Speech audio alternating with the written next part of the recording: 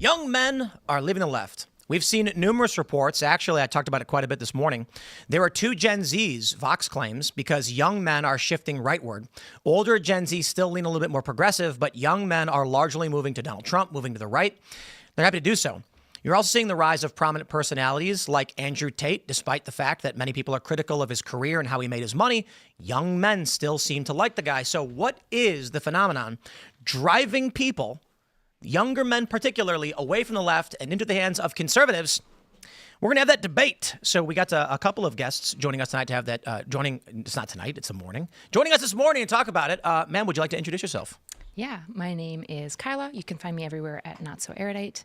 I do streaming and stuff. I typically talk about gender, so it's a good topic for me. Oh, gender. And kind of like socio-cultural commentary. All right, sir, who are you? I'm American Nacho. I'm a Christian, conservative, husband, father. I work full-time supporting my beautiful stay-at-home wife in our two recent additions. And I stream video games and politics as more of like a hobby. You could say like a mover and shaker in some of the political communities. So, tangential to like Andrew Wilson or something like that. Right on. To start, I think we're in agreement that young men are moving to the right. I think if you're denying that, you're just denying data. Right. Yeah. Yeah, Vox, at Washington Post, like everybody's bringing it up. I think the question is why, but you agree young men are going rightward. So I guess is there a disagreement on why it's happening, or do we actually agree why it's happening? I mean, what's your view on why young men are basically moving over? I think as a liberal, I'll be very clear, I am liberal, and I spent the last several months being asked this question by liberals and Democrats. I think the answer is that the left kind of hates and fears masculinity broadly. I think it doesn't like it. And I think you can see that in the fact, I don't know if you know this, the APA, it's the American Psychiatric Association. This year they came out with rules and guides about how to treat men in therapy differently than women, and like tricks and stuff that they need to be aware of, right? And it's like, it shouldn't be like 2025 where we're coming out with this stuff. I think the left has just broadly neglected the male issue because it's been what's the word? Not politically correct to talk about. Indeed. Yeah. And what say you, sir? Do you agree with that? To some degree, yeah. I think men are moving to the right because men are more rational than women.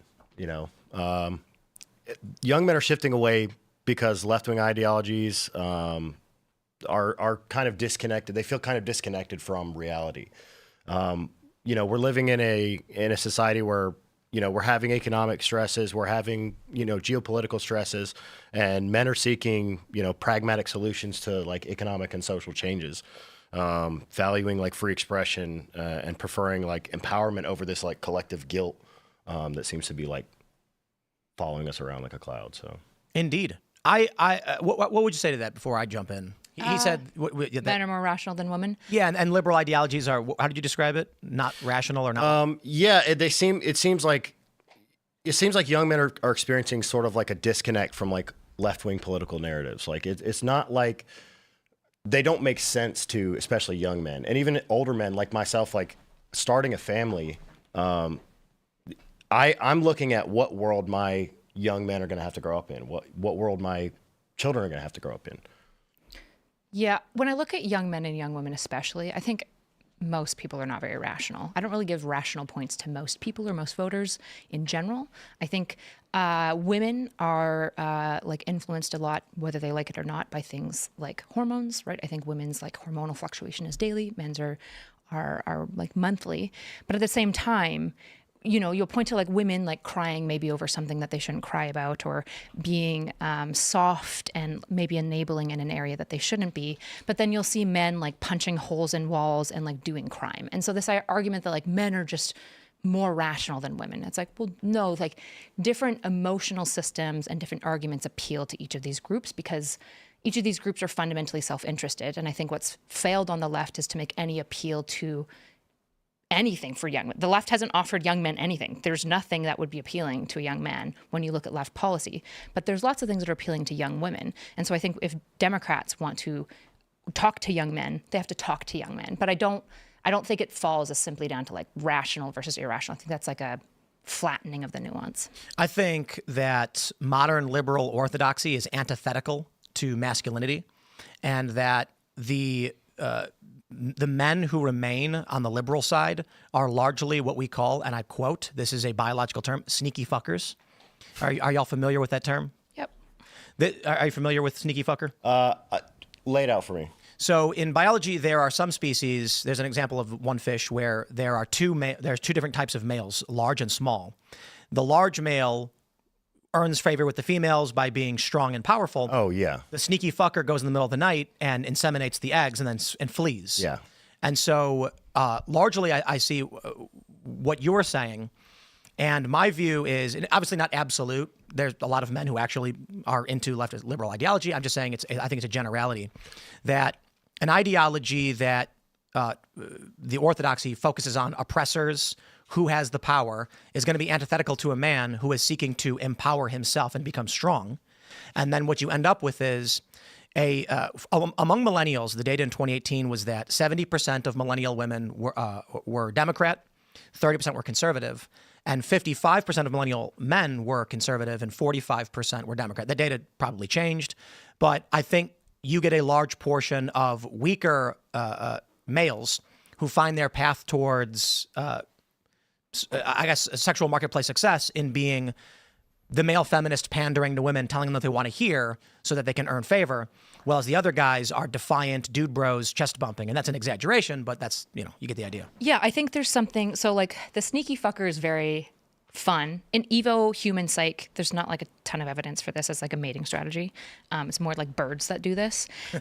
But this idea that I think is actually more true, that I think is more grounded on reality that we're talking about, is this idea that essentially for you to perform well as a man in the liberal space, there has to be a certain level of like castigation you have to do toward masculinity and like a promotion of femininity that's almost exclusively performative, right? Especially because as a woman, I wouldn't say liberals are like inherently better at like certain forms of sexism, right? Like there's a lot of times where I feel like just my existence, I just don't get respected as much like at a default, even in liberal spaces. And so what I think happens is there's a lot of performativity. And in the case of on the left, we've had this issue where if you want to be left coded, and by left coded, I mean perform, appear, and feel left. You've got the language, usually some aesthetic, right? I appear more left than I appear right. I've got like a choker on and whatnot. In all these ways, if you want to perform left, you have to do some level of service to femininity. And if you're going to talk about masculinity, you have to caveat and couch it within these other things. That's how I kind of view it, which if you're a young man, you're just like, what the fuck? Like, where am I? Maybe that's a good way to put it. It's just easier to be on the right. Men? You don't really have to do a whole lot. Yeah, and You could sit around eating chicken wings as long as you're talking about football and you don't say weird leftist things. The right's going to be okay with you. Yeah, that's one thing that I was wanting to point out too, is that I think that they're moving right because at least the right is listening, or at the very least they're just like cool with it. You know what I mean? Like you're saying, you can just sit on the couch and hang out with the bros a little bit to a degree. When you're disagreeing with right wingers, they're not going to destroy your lives because you have a disagreement. So you're both maybe on the right, but I'm probably a little more farther right, or you're a little closer to the center. You're not going to be ostracized for this. On the left, you have like a large shift going extreme left, and these people are like tearing down even their own. I think that the Democrat Party and left currently is actually kind of fighting with itself a lot too. Well, I define wokeness as cult-like adherence to liberal social orthodoxy. And the reason for it is you get a lot of people on the right and they say that wokeness is critical race theory, critical gender theory, Marxist. Well, that's not correct. While that is a large component of liberal orthodoxy, support for Ukraine does not fall into that. People try to shoehorn it in by saying, oh, but Ukraine is the weaker being oppressed by the Russians. And I'm like, that doesn't explain NATO expansionism. NATO expansionism is not Russia is small compared to NATO. NATO is encroaching on Russian space. There's a big debate over that. So the oppressor doesn't make sense there. Islam being the second biggest religion in the world and a strong theocratic, fundamentalist, militaristic religion also doesn't quite make sense. It is the adherence to the modern liberal orthodoxy, which is relatively amorphous. And so I pulled up just this real quick example. The four lights from Star Trek. Are you guys familiar with the four lights? I'm not. Star Trek: The Next Generation. Captain Picard. Oh, everybody's not a Trekkie is groaning. Don't care. Captain Picard is captured by an enemy faction. He's brought into a torture room where the enemy commander has four lights above him, and he says, "How many lights do you see?" And Picard says, 4. And then he gets electrocuted. And he says, "You are incorrect. There are 5 lights." And now, how many lights do you see? And Picard says 4. He gets electrocuted again.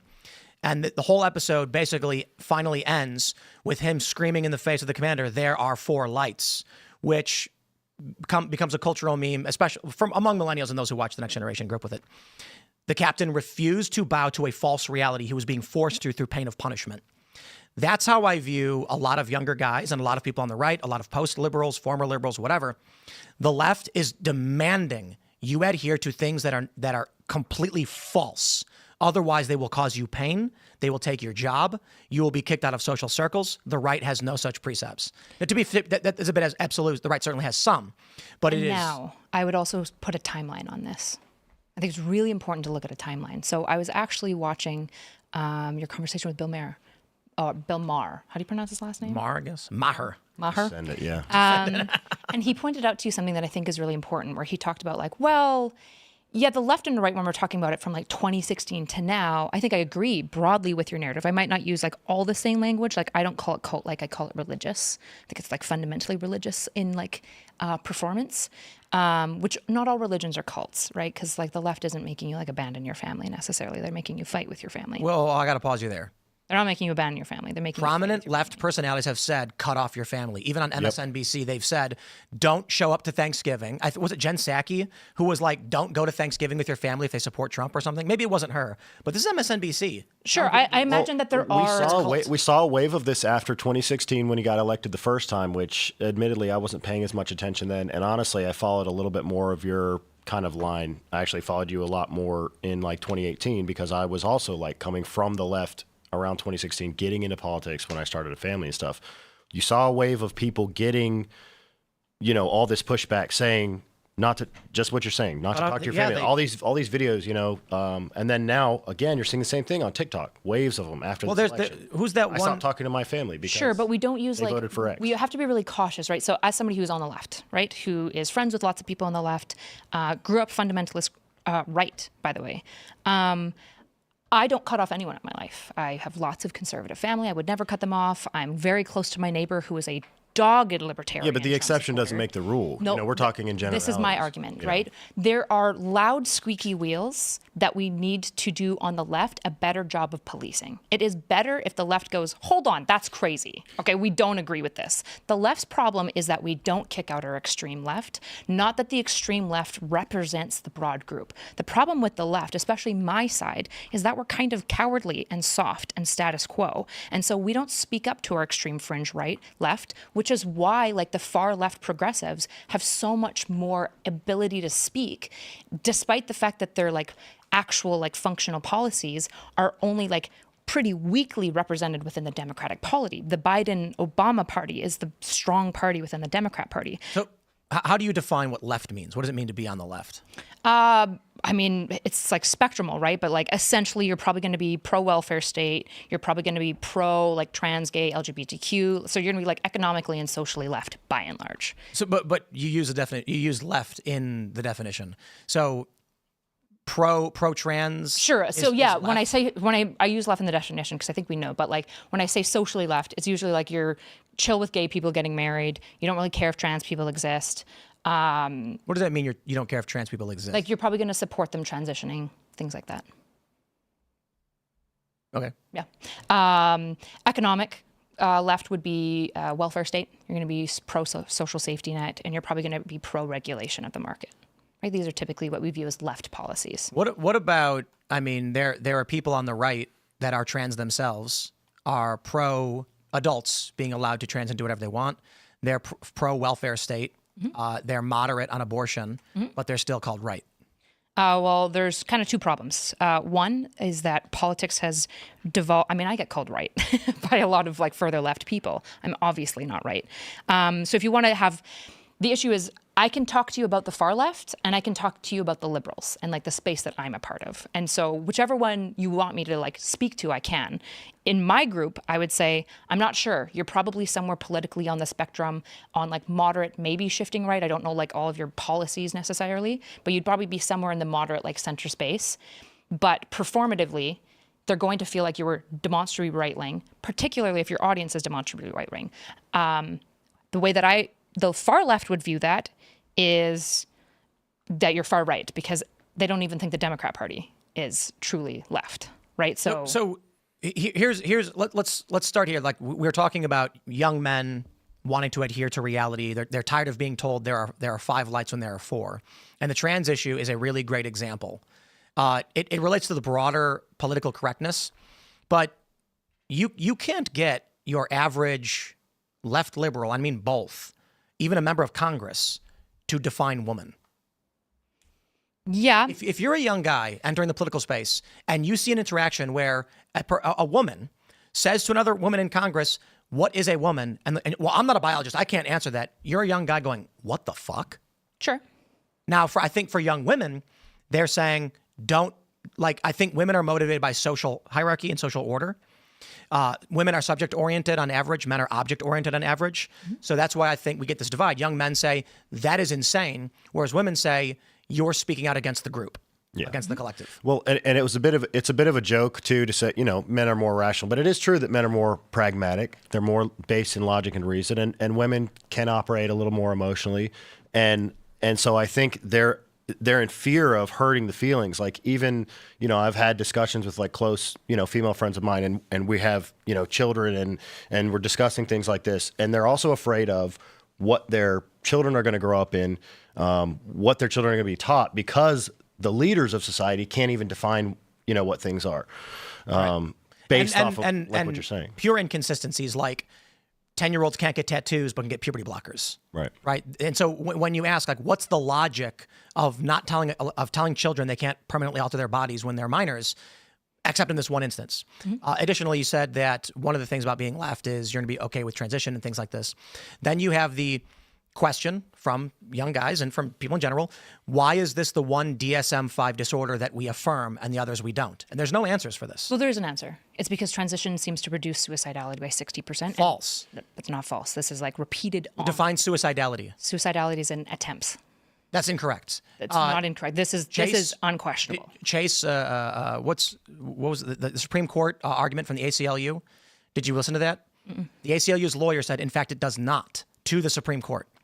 And so what we look at is, here's where I'm at. Don't know, don't care about whatever the DSM mental disorder is, be anorexia, bulimia, pica, don't care. What's the treatment? We find that the existing scientific research says that desistance rates, not detransition, desistance, where a child who is trans entering puberty simply desists from being trans, is greater than chance. Some estimates between 65 to 90%. Mm-hmm. Suicidal ideation is around 37 to 40% among people who do transition. That would imply there is a greater possibility to reduce suicidal ideation by not intervening with medical treatment.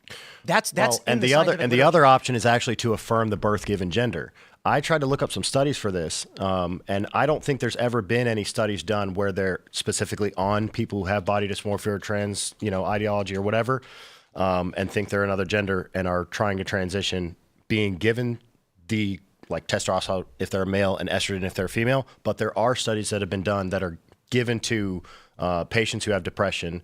And I'm pretty sure there's a handful of studies that were double blind where they give them testosterone or estrogen and it decreases their depression rates. Sure. So this is where I want to go back to this timeline conversation, right? I'm not here interested in defending the crazy left. Most of my career was spent fighting them, right?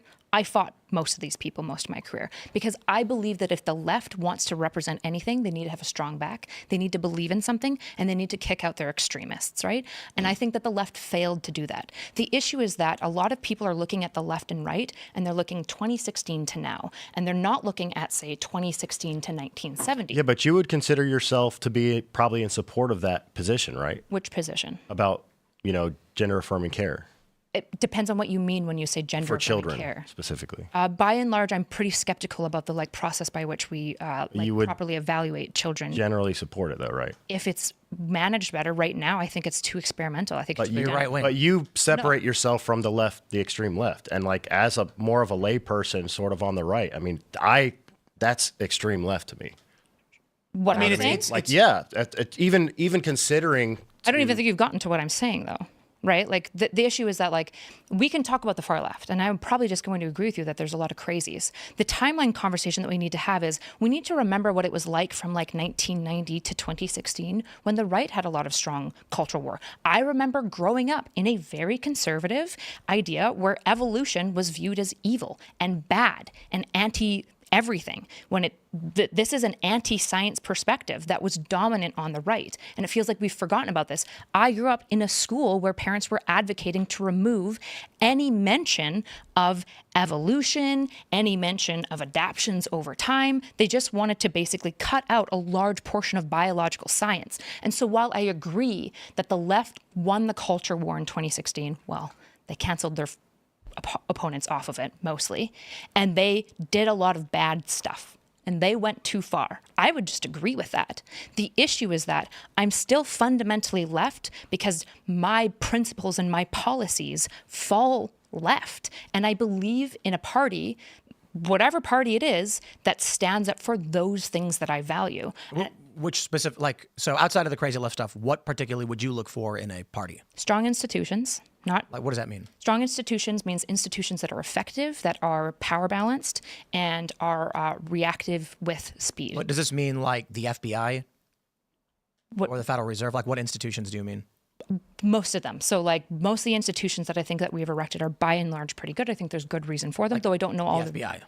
Sure, but I don't know like all of the history for it. I'm willing to basically grant that I'm not smarter than like 200 years of American institutional development to just assume that I know better than the FBI necessarily, right? I'm not trying to, it's not a gotcha. I mean, like, when you say the institutions, does it mean universities? Does it mean the post? Universities, healthcare, the three branches of the government, the central banking, the central banking, wow. Yeah, the NGO that exists to kind of like counterbalance and third party check certain things. So when I talk about the institutions, I'm talking broadly about most of the institutions. The CDC, but I think you recognize many of them grow corrupt over a long period of time, right? Right. So this would be my counter. On the left, we say strong institutions, and the problem is that I think a lot of them have become rigid. And I don't know if you know much about metalsmithing, but there's this idea. But there's this idea when you're building swords, for example, you need to have a strong sword.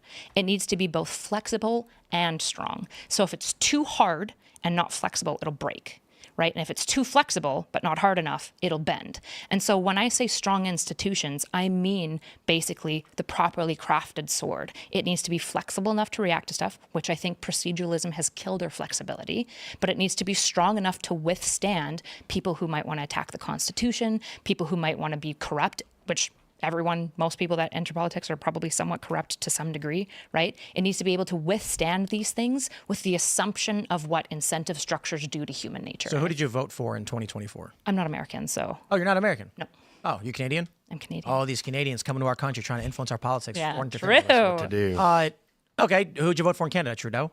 I didn't vote in this last election because I haven't been in the country for like almost 2 years. Okay. Yeah. So before that was Aaron O'Toole, who's a conservative. Before that was NDP. You voted for a conservative? Yep, I vote all. In Canada, we don't have this like. Yeah, you vote for a party, don't you? Well, we have like 6, right?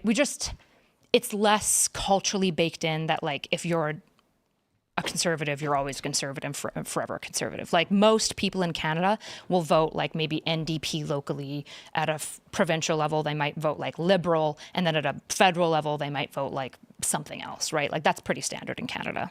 So US-wise, you would probably still find yourself aligned with the Democratic Party. Yeah, theoretically, if I had been able to vote and I was American, I probably would have voted for This is what I can't understand. I mean, by all means, criticize the Trump administration, whatever, I don't care. The Obama administration, I'm not going to speak to anyone before when I like Bill Clinton. I can say very little about. I was a child, but I can say that Bush sucked and violated the Constitution. Mm-hmm. Obama sucked, violated the Constitution, and we can go into great detail how. And Joe Biden and his administration was probably the most egregious violation of constitutional norms and our institutions that I've ever seen in my life. Sure, and then now we have like 2024 Trump, who I would argue is like also violating the Constitution, like pretty openly. And so I guess my question to you would be, I don't really want to participate in any of this. First of all, if I was an American, I'd be voting in my midterms and my primaries and my locals, right? Not just my federal, which most people don't even do. Most people that complain about their politics don't even vote at their primaries, which is how you get the nuance in your own party. If you're mad, like that's what I say to leftists, if you're mad that the Democrats don't represent you, vote in your primaries. If you're not voting in your primaries, you'll never get represented at a federal level. Like, what are you even talking about? There's a word for this when someone believes in voting to change things that the left uses. I forgot what it was. Probably a stupid liberal. It's like it's like votarian, or like it's some word like that, voterist or something. A person who believes that voting will change a system. I believe in democracy, right? And I think democracy is the best system we've arrived at thus far. Not because I think democracy is a fundamental good, or capitalism. I think that they are two systems that we have created that take incentive structures that almost make people always do bad shit, power, money, greed, and it has, with those incentive structures, made the best country with the most human rights and the most flourishing in all of human history. But we aren't a democracy.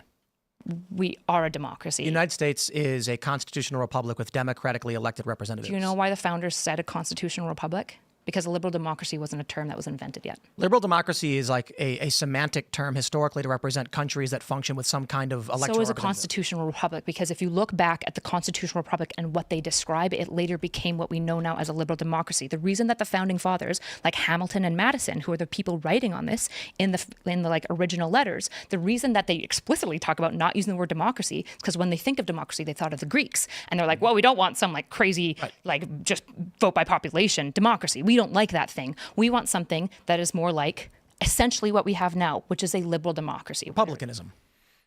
Yeah, where Various jurisdictions who send an elected representative to go and represent the interests of the area. Sure. The issue is that like we just do have a democracy. Like we're fundamentally, if in every way we're functioning as a democracy, we're acting as a democracy, we're voting, then like at some point we have to call the duck a duck. Like it feels Except Congress does not enact policy based on the will of the people.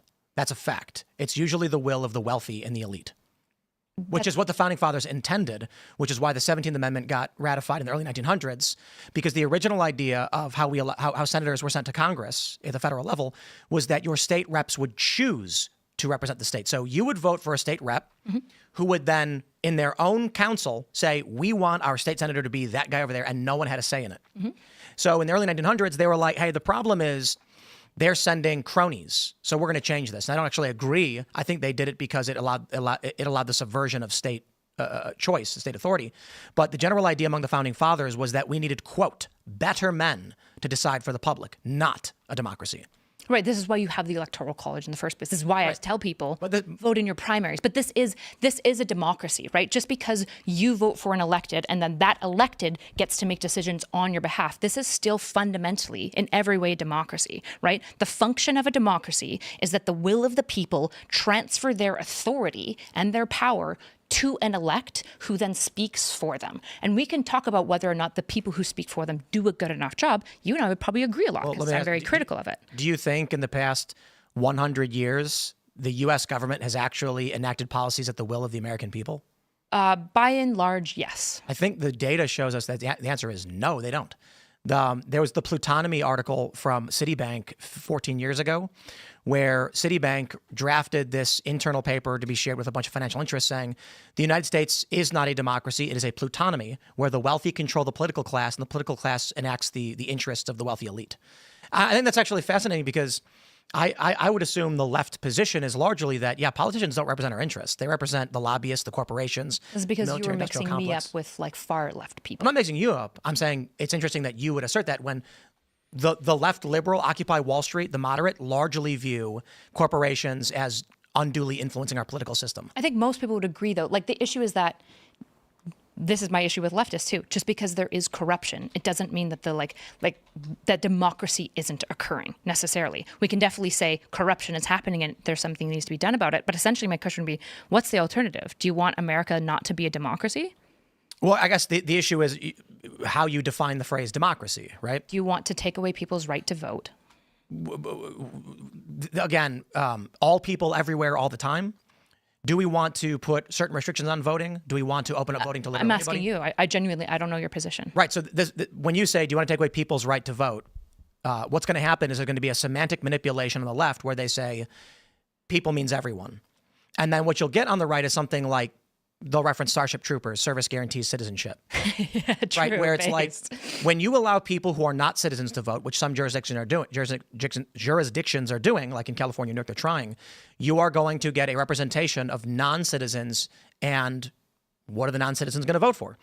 They're going to vote for their families back home. Why wouldn't they? I expect them to vote for their families, right? Sure. And I would agree that there should be like some limits on who gets to vote, right? This is why I think citizenship is a really good standard by which who gets to vote, right? There's also even a good question like, should expats get to vote? If you haven't been in the country for 30 years, even though you're still a citizen, what's your like... You pay taxes. You pay taxes, yeah. Americans do. Expat Americans do. Canadian... Should I be voting as a Canadian if I haven't been in my country for like 20 years because we don't have to pay taxes to Canada? I don't know the answer to this, right? So I'm willing to grant that there should be limitations to who votes. My question to you is still, essentially, are you opposed to America being a democracy? Again, it depends on what you mean by democracy. A transfer of the people of power to an elected official who then does their will. I love it. Okay. Yeah. And what do you want that to look like? Not like it looks now, to be completely honest. That's fine, but what do you want it to look like? Yeah, like a person goes for the people, has a conversation over what the representative bloc wants to see happen in their various political structures, be it at the state level, local, city, or otherwise. Sure. Those individuals go and then enact the will of their voter base and to the best interest they possibly could. Without the pit stop at the NGOs and the lobbyists and all that stuff. Yeah. Yep. And not having luxury steak dinners or being flown on private jets or going on boats and all that stuff. Sure. Okay. So we should get money out of politics, like by and large. Agreed. Okay. So I would totally agree with you. Like carry committees are the worst thing ever that happened. And the problem is that now we have a Moloch's game, right? This is the big issue with politics is that and this is my biggest criticism of the carry committee, is that essentially just to make sure everyone is aware of like what a carry committee is and stuff like that. Not aware. Okay, just want to make sure. And it's fine, you don't need to know esoteric words. It's not a gotcha. So a carry committee is essentially what we call like a super PAC. It's usually going to be a combination of sometimes it'll be a nonprofit or a charity, a C4 and a C3. And sometimes there'll be some other little fun things thrown in there, but that's essentially what it is. And this combination of things allows infinite donations, some of them, most of them, which can be hidden into who does it because they would be a C3, right? Which means that they're bipartisan. And then they usually are not bipartisan.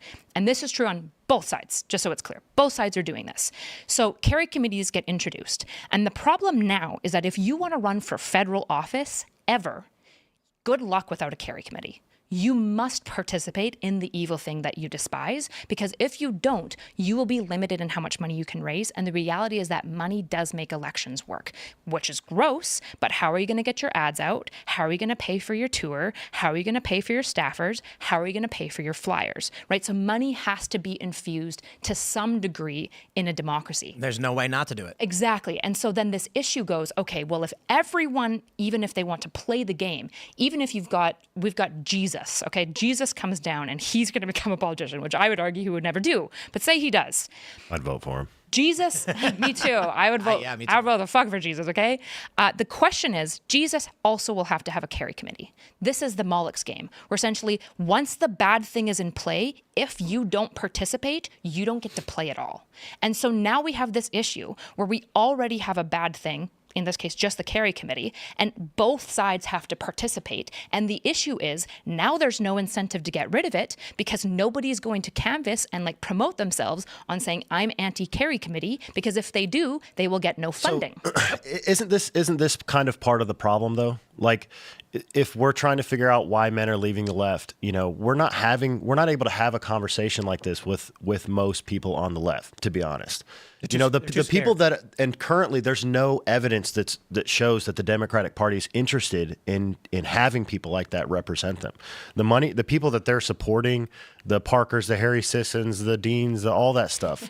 And then this just recently, they put up that lady Olivia Giuliani or whatever that was going around on X. There's no evidence that they're even willing to concede on any of their positions. Let me tell you. So we did a live event for this show, and we're planning a series of live shows. That was our pilot. We're trying to figure out how it works. I can tweet who wants to come and debate on the culture war, and on the right, you'll get 500,000 responses. I'll get a text from Charlie Kirk saying, I'd love to find some dates that work. On the left, they say, contact my agent and we'll give you our rates. Then if a few people I'll give credit to, the Krasensteins, as much as, there's contention between our opinions. They're fun to make fun of. Absolutely. But I respect that they've come on the show. They've said, let us know when you have dates. We'd love to be a part of the conversation. And I very few people want to do these things. And so that makes it impossible. I think the reason why is the fear that if you defy the orthodoxy, you'll be excommunicated. Yep. They're right. Dean is fully audience captured. I mean, his friend Harry Sisson Canceled on us. It's crazy. I'm sure he did, right? Yeah, he got scared. They all do, though. That's what I was gonna bring up too in regard to all of them. It's like I think a big problem too is that this new TikTok culture, like you're saying, has them audience captured. And what is the audience on TikTok? TikTok is largely designed for women. It's got to be left leaning. It's a lot of female users, more than like any other app, I'm pretty sure. Yeah, anytime I defend feminism, I do well. Anytime I defend men, not so good. So yeah, so I mean, so these platforms are shaping TikTok these banners. young influencers, and then they're terrified to go anywhere without their mute button. Sure, but there's like Right. TikTok Yeah. is a hell of a problem to get into, right? Because you got to talk about like China and all these other like blah blah blah blah blah. Or go out. This goes back to my timeline, right? Which is essentially for me to say, do I think the left fucked up by letting the progressives win the culture war? Yes, I think they did, because I don't think the progressives actually represent most people. And now, unfortunately, they've convinced a bunch of young, stupid kids that they do. And so a bunch of kids put like a black box in their Instagram to pretend that they care about black people, but they still find like the unk biking down the highway with like loud music annoying and stuff like that, right? Like in all ways, there's this performance that I think has ransacked the left in a way that I think is repugnant. The issue is that the real question is, why be left? And the reason that I am left is because when I go all the way back and I look at the systems that I believe in, I fundamentally keep falling left. I just fundamentally do. And so then the only question is, I guess I have to fight for what I believe in within the group, right? My opinion is that the most logical, rational place for you to be would be voting for Donald Trump, and you're choosing not to, and you're just coming up with the reasons why it can sound like you're still part of that tribe. Nope, because I don't believe in what I think Trump advocates for. Like, I fundamentally think that Trump doesn't reflect my values. So you have in the Trump coalition, RFK Jr., which is a predominantly left health worldview that was dominant for decades. That is, people criticize him on vaccine stuff, but he's been pro-vaccine the whole time, even recommending the MMR vaccine. And no artificial food dyes. The health craze was a left culture war my whole life until these past several years. The right started picking up these things because the left had abandoned it and started siding with weird corporate interests on foodstuffs. Yeah, partisan hacks are bad. Tulsi Gabbard is anti-military industrial complex, anti-interventionist, and anti-regime change, which has been a position of the left my whole life. And so I look at Donald Trump and he says, we want a border barrier. That was Hillary Clinton and Bernie Sanders' position even up to 2016. And so looking at what Donald Trump is offering, he's moderate on abortion to the chagrin of conservatives. He's got left coded anti-war, which is not left anymore. I don't know. Now they're pro-war, I guess, pro-war with Ukraine. Donald Trump may be moderate right-leaning on a lot of issues, and he's built a moderate left-leaning coalition that satisfies a lot of my liberal policy views. So it makes literally no sense, in my opinion, then, for someone to be like, to defend the Constitution, we're going to support the Democrats. And I'm like, yeah, they arrested Trump's lawyers. That's unconstitutional. That's like an egregious violation of institutions and norms in this country. And they did it in numerous states. They falsely accused Trump of several crimes. They violated statute of limitations. Now you've got Letitia James falsely accusing Trump of mortgage fraud for paperwork he didn't even handle. And what I view as the divide between left and right, once again, going back to why young men are leaving, this is what I was saying to Bill Maher. You are left or right not based on your policy views. You are left or right based on what you believe to be true. And Bill agreed, despite the fact that we believe different things. So, for instance, he said, yeah, Trump wasn't a Russian agent, but he was certainly working with the Russians, and he lied. And when I brought up the Ukraine scandal, he didn't know about it. He did not know that in 2017, Politico reported at the same time as they were accusing Trump of colluding with Russia, Ukraine and the Democrats were literally colluding to assist Hillary Clinton to win, and it backfired, and it caused problems. We had Hunter Avallone on Timcast IRL, and when I pointed out that Joe Biden said, quote, if you don't fire the prosecutor, you're not getting $1 billion, he immediately smirked and said, it never happened. And I played the video for him. And he was like, duh, no idea that it happened. So what I typically run into is liberals tend not to know what's going on in the world. And probably the reason why they're scared to do shows is because they default to, I didn't know that. And so we've even offered up certain friendly liberal personalities. I'll leave their name out of it because I'm not going to try and drag them, who, dirtbag leftist types. They're anti-woke, but they're leftist politically. They cancel on us all the time because they know they're going to sit down and they're going to end up sounding like Alex Jones. I'm going to pull up an article from the New York Times that says a Ukraine court ruled that they illegally interfered in the U.S. election to aid the Democrats. And they're going to have to reconcile with that and say, yes, that happened. But then when they go back to their Democrat circles, they're going to say, how dare you make that claim? Well, I was actually like a Yang Gang kind of guy leading up to the 2020 election. And something that turned me back towards Trump was just like you're saying. I started seeing all these articles. A couple of them I think you covered on your show. Remember the one about there's a video of Trump. There may or may not be a video of Trump in an elevator. I love that one, dude. It's like the most bizarre headline I've ever heard. It's a great one. Then another one was... of course, the one you just went over with Adam Conover. That clip was going everywhere. Look at this. There were great people on both sides. Come on. Huffington Post. A tape might exist of Trump doing something in an elevator. Though exactly where that somewhere is and what that something might be, no one in media can say. That's because no one in media seems to have seen the tape or is even confident it exists. Huffington Post literally wrote an article about Trump may or may not have done something that may have been recorded. We don't know if it was recorded. We don't know what it is. Yep. And then another my top three. Those are my three favorite ones. That one, there were good people on both sides, and then the Trump puts ketchup on his steak. Right. And that one hit home for me because I grew up like dirt poor. There's 8 kids in my family. Let's try this one. I put ketchup on my steak because we were eating cheap steak. I'm actually going to make the bet you'll get it right. Did Donald Trump call white supremacists fine people? I don't think so.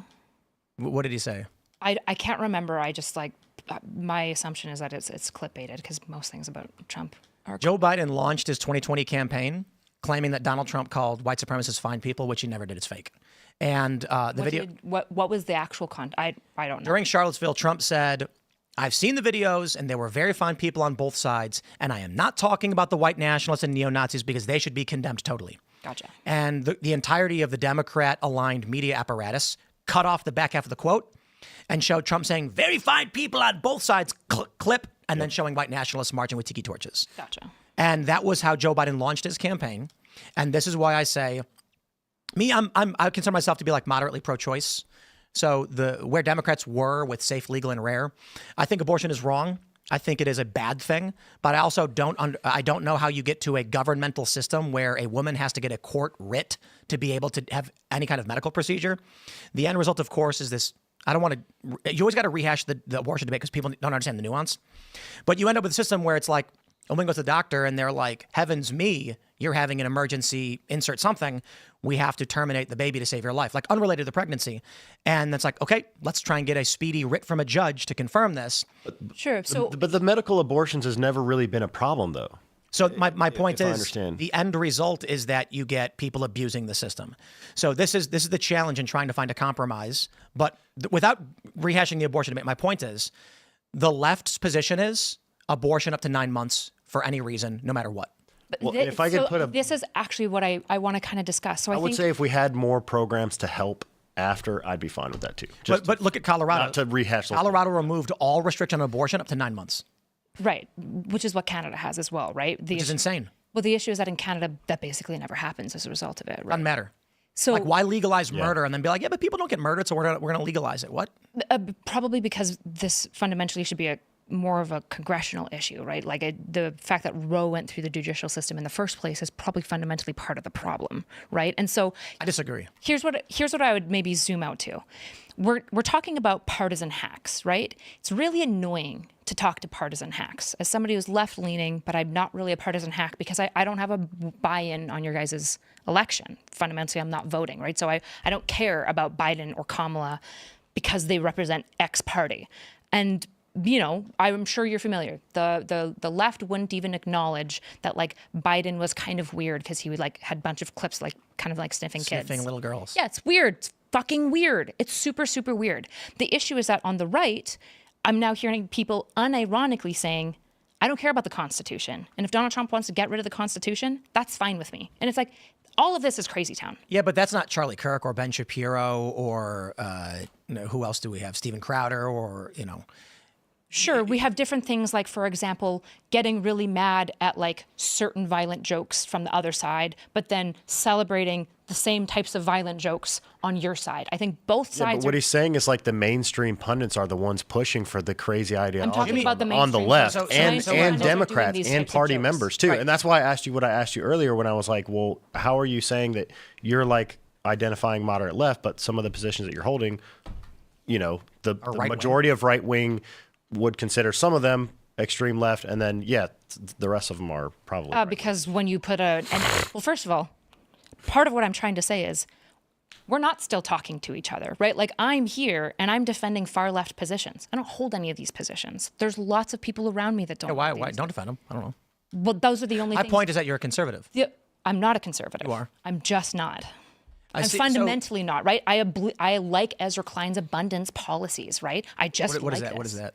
Ezra Klein? His abundance. I know Ezra Klein, but His abundance policies, for example, is very big on like basically removing a lot of proceduralism, figuring out like where the inefficiencies are, and making it the case that like blue states can build the things that they believe in, like green energy, high-speed rails, et cetera, et cetera, et cetera. who disagrees? Lots of people on the far left. Steve Bannon wants to tax the rich. He thinks the billionaires should be taxed at 100%. Sure, but then the Is he left wing? I don't know much about Steve Bannon. Well, he's considered like the architect of J6, a far right white nationalist, which he's not, by the way. My point is, left and right is not defined by your policies.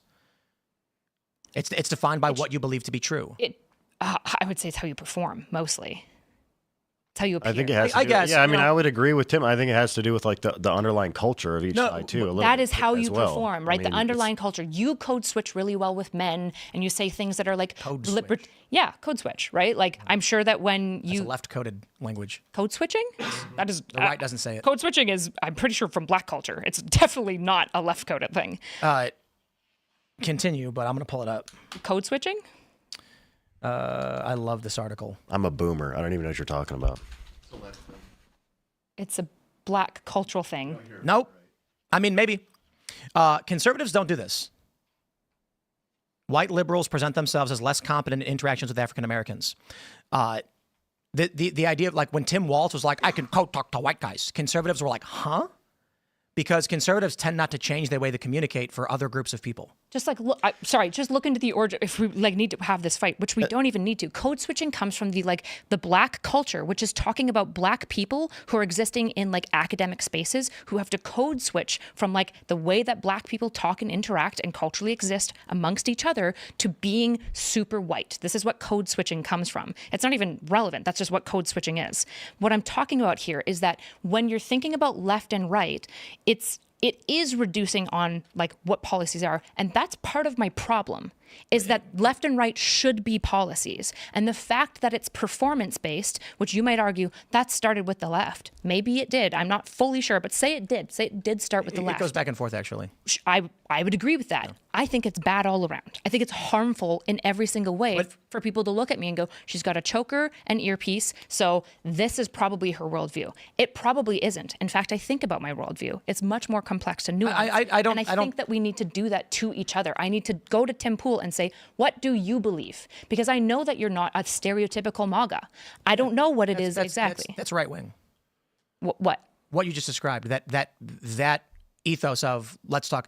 Let me put it this way. Carl Benjamin had a really great breakdown of my conversation with Adam Conover, and the clip that went massively viral, like Asmongold was talking about it, and he did a really funny bit, was I got exasperated after an hour and a half into the conversation where the dude was clearly not interested in truth. And, with all due respect, like Adam Conover, I think he was great in terms of wanting to come on the show and with respect, but politically. He does not represent us, just so it's very Sure, clear. but I mean, he's but he probably represents the average. I mean, he probably he's massive. represents a typical lefty guy. 20 million views per video on left liberal content. He's got a new podcast. He's getting tons of views. He's doing tours. Granted, he got a lot of flack over that crypto thing. But anyway, the point is, I said the very fine people hoax, and he says, which is, and I said that Trump called Nazis fine people, and he goes, right. He said, there's very fine people on both sides. And then I immediately said, and not the neo-Nazis and white nationalists, because they should be condemned totally. To his response, he said that, and I was like, yes, and I pulled up Snopes that said Trump never called them this. And his response was, I don't know anything about it. Immediately got called out by everybody saying, wait, you just quoted it. You literally just referenced the very fine people on both sides, which is what he was accused of saying, without citing the remainder of the quote. So you do know what this thing is. Now you're claiming you don't. Carl Benjamin pointed out, he said the ethos of the liberal is adhering to the tribe, to the social order. And he says, and Tim Pool, once of that social order, prioritizes the truth, which is what actually happened. So Tim is desperately trying to say, and I'm quoting Carl, not speaking in third person, this is what actually happened. Whereas Adam is trying to maintain his adherence to social orthodoxy, which I refer to as wokeness. He does not value truth. He values what needs to be said to create social cohesion, whereas I value truth over social cohesion. It's actually, I think, a masculine, feminine coded thing, actually. Women are I more think that's true. And there's a subject-oriented. question I'd like to pose about. I mean, do you think it's easier to change men's mind or women's mind? Women's mind. There's like You think so? Yes. The meme that women just become the political system of their boyfriend and husband is like a classic on every single side. Like, yes, it is. Women just shift towards typically the opinion of the like people around them by and large. This is just unquestionable. I would actually argue it's neutral, different. Men respond to different kinds of arguments, and women respond to different kinds of arguments. So, understanding the expectations that women have on average that are different, you can exploit either into believing whatever you want. Yeah, I mean, that's true. I just feel like intuitively, I haven't dug deep into it, but it was something I was thinking about, and it was a good segue into it. I just think intuitively, men are probably looking for, more logic and more reason-based solutions, or more, if you can prove it to me. Obviously, there's outliers and there's crazy people who are going to stick with it to the end.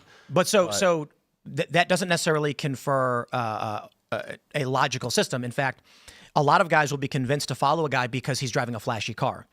This is where you get fake it till you make it. A guy will. There was a guy that I knew who ran a business in California, and he made something like $60,000-$70,000 a year. He spent all of his money on, I can't remember what kind of car it was. He got like a Lotus or something, which is like 50 grand. It's not the craziest, but it looks crazy. And was broke, living in a bachelor apartment. But when he pulled up to business meetings in a Lotus, wearing a nice suit, they said, I want to be like him, not realizing he lived in squalor. He was putting on that, and it worked. And he was able to sell his company, and he made a lot of money. Fake it till you make it. That's Hollywood, baby. Performance, right? This is what I'm talking about, is that most people are moved on like vibes, right? That is the social media. It's true. It's the social media domain, which is unfortunate. The issue is that I'm very tired of hearing like right-leaning people being like, the vibe side is just the left. It's like, it's all of you. It's all of you all the way through. And it always has been. The biggest problem with the Enlightenment, and like to some way, what you're saying of being like, men are the logical, rational ones. I'm like, not really. They tend to be more object oriented, right? But subjectivity and emotionality is a fundamental part of understanding the world around you, because abstraction is essential to engaging in the complexities of what the world is around us. This is fundamentally Sorite's paradox. Yeah, I mean, I think the better way to say it is like, I probably more agree with like what Tim was saying, is that, maybe they're more abstract thought oriented, and then men are more like pragmatic. Well, that would be bad. That would not be good. I think men are able to do abstract thought just as well as women. Let me put it this way. Typically, not everybody always gets mad when you reference their group. They're like, I don't do that. Yeah, I get it. If you want to convince a woman to follow and do something, you need to have 10 women standing in front of her, all telling her that's what you're supposed to do. That's what I was trying to get at. If you want a man to follow, you need a bunch of men looking up to one big, strong guy lavished in gold and jewels telling them what to do. But you can also, I feel so I work in the automotive industry. Like if there's a guy doing something the wrong way, like, doing the job the wrong way 10 times, and he's like losing time on it or whatever. If a guy picks on him enough, he's like, oh yeah, you're going to do it that way again. You're going to drop, you're going to go this way. And you can kind of give them shit, and you can kind of break down there and show it to them like, hey, it's better if you try to do it this way. I got to be honest. I actually think in most interactions, if a guy was like working on a car and was doing it wrong, and another guy walked up and said, oh, actually, if you use the ratchet, it'll go faster. He'll go, oh, for real? No, thanks. That's sometimes they're stuck in their ways, though. Or no, I get it. They're like, and then then you go back out there and they're. I think generally speaking, obviously guys can be much more ego driven, but I do think the typical interaction with a guy is he'll be like, Try doing it like that. You know, like for me, there are people who skateboard. I've been skateboarding longer than they've been alive, and I watch their trick tip videos. Because I have no illusions of, like, I'm not going to lie to myself. I can't do that thing. Here's a guy who's 15 years old who's better at me. He's going to tell me how to do it. Dang, I've been skating longer than he's been alive. I'll take the advice that I can get. But more to the point, I think there are obstinate guys who are going to be like, I know what I'm doing. Get out of my face. But anyway, the major point is the Democratic Party is female-coded. The Republican Party is male-coded. You were mentioning that it's like performative in vibes. Mm-hmm. But I would argue that's a generality of the left and a tendency of the right. So on the right, I was on trigonometry. It was like 2 months ago. They put out a month ago.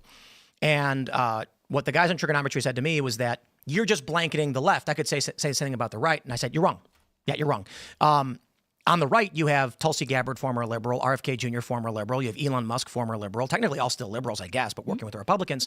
And then you have Christian conservative Charlie Kirk, probably the most prominent, who says, Tim Pool, you're a moderate liberal-leaning guy. Come sit on my stage for the biggest event of the year in politics and talk about what you think. And it's that's not vibe coded. I can go on that stage and say Donald Trump should be criminally investigated for the commando raid in Yemen that killed a 7-year-old American girl. And the conservatives are like, okay.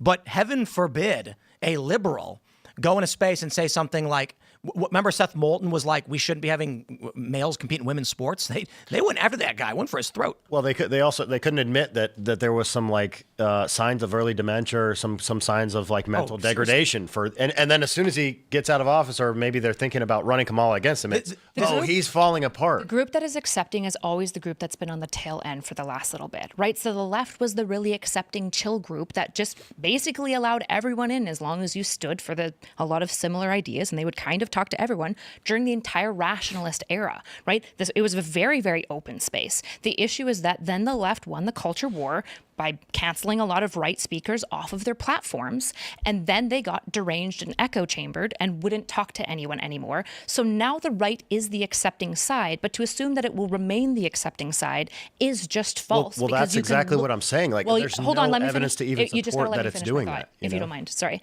Whereas you look back to like the early era when the right was culturally leading again, if you look back into like maybe like the 90s or whatever, you see a very strict system on the right where if they find out that you've ever cheated, you're out. If they find out that you've got a baby out of wedlock, you're out. If they find out you've sworn too many times, it was very, very purity testing, because typically the group that is in the higher level of cultural power will create purity testing because they're better. And so they can kick people out, and then the other group absorbs them until that other group gets more power, and then it'll be back and forth and back and forth. The reason I am left is because of what I believe. Right. And that's it. But so I'm left too. Sure. Except no one in the modern political space will say Tim Pool is left-wing. Potentially. I don't know all of your political leanings, so you might be left. So, like, Steve Bannon is a better example. So I don't talk about myself. I've argued with him. He's left of me. He said we should be taxing the billionaires and everything. Take their money. They're crooks. They're ripping us off. They're flooding the electoral system. They're buying our politicians. Take everything they got. And I was like, why? And he goes, so they don't have it. It has nothing to do with, you love saying we're going to fund politics. No. The billionaires are bad. And then I laughed and I was like, Steve, you would have fit right in at Occupy Wall Street. And he's like, you think? And I was like, that's literally the Occupy Wall Street position. The billionaires are ripping us off. They flooded the zone in politics with money. They don't represent our interests. They're selling out the working class. They've been doing it for a long time. This is why Bernie Sanders was popular. Mm-hmm. It was he literally said in 2015, open borders is a Koch brothers proposal. No open borders. And the World Socialist website called him a nationalist capitalist for wanting secure borders. Left and right has nothing to do with your policy views. Literally nothing. It must. What I'm saying is I don't care what these bullshit assholes say. I don't care. They don't get to rob us of our words, and they don't get to rob us of our principles, right? I'm a Christian that lots of Christians don't like. And that doesn't mean that I'm not a Christian. That doesn't mean that I don't love Christianity, and I fight for it like vehemently because I believe in it, despite the fact that most of the group would kick me out. I'm a feminist that most feminists call a pick-me. They don't like me very much, but I'm a feminist because I believe in what the actual movement was Nancy Mace. Of feminism says. I actually, and guns. I think gun laws are very feminist, right? Right-wing.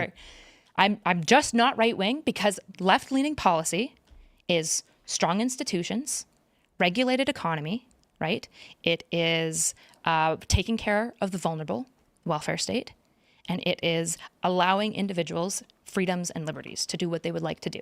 Yeah, but I think I get what you're saying, but I'm going to say it again. Colloquially today, people don't use that word in that way. And you can make the You don't argument. get to take it from me. So my point is, let's just say this: we'll call it tribal left, tribal right. We'll call it team red and team blue. You're team red. I'm Team Gray. You're actually team red. Scott Alexander writes about this. It's fascinating that I'm not. I don't want to get into Trump bashing here, especially because I really do want to avoid doing too much domestic policy conversation as a Canadian stuff. But I'm not Team Red, because I think what the conservative purpose is to preserve and to consecrate and conserve tradition and values and constitution, which made us in the past so great. And the point of the left is to progress us and push us forward. And I want to do that. I want to push us forward. That's the right. It's not. That's the colloquial right. It's not. 9 million Obama voters in 2016 voted for Donald Trump. And one of the big reasons was that Donald Trump went on stage at the RNC and unfurled a pride flag to thunderous applause. Donald Trump came into the Republican Party and pushed this political faction in a progressive direction. He's a moderate. Even Vox called him a moderate. You've got many drag and transgender Trump supporters.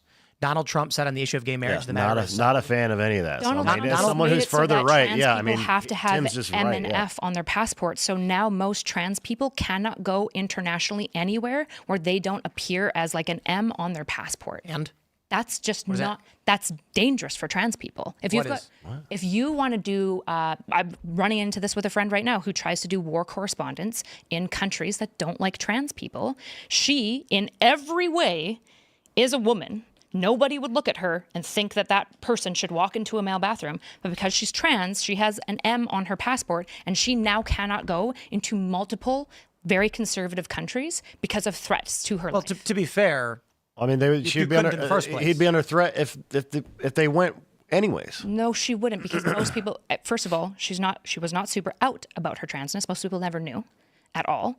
And she has gone into these countries numerous of times in the past. She can't anymore at all, because of this passport change. That isn't helping trans people. That is fundamentally. That just seems like a self-inflicted. But regardless, how is this self-inflicted at all?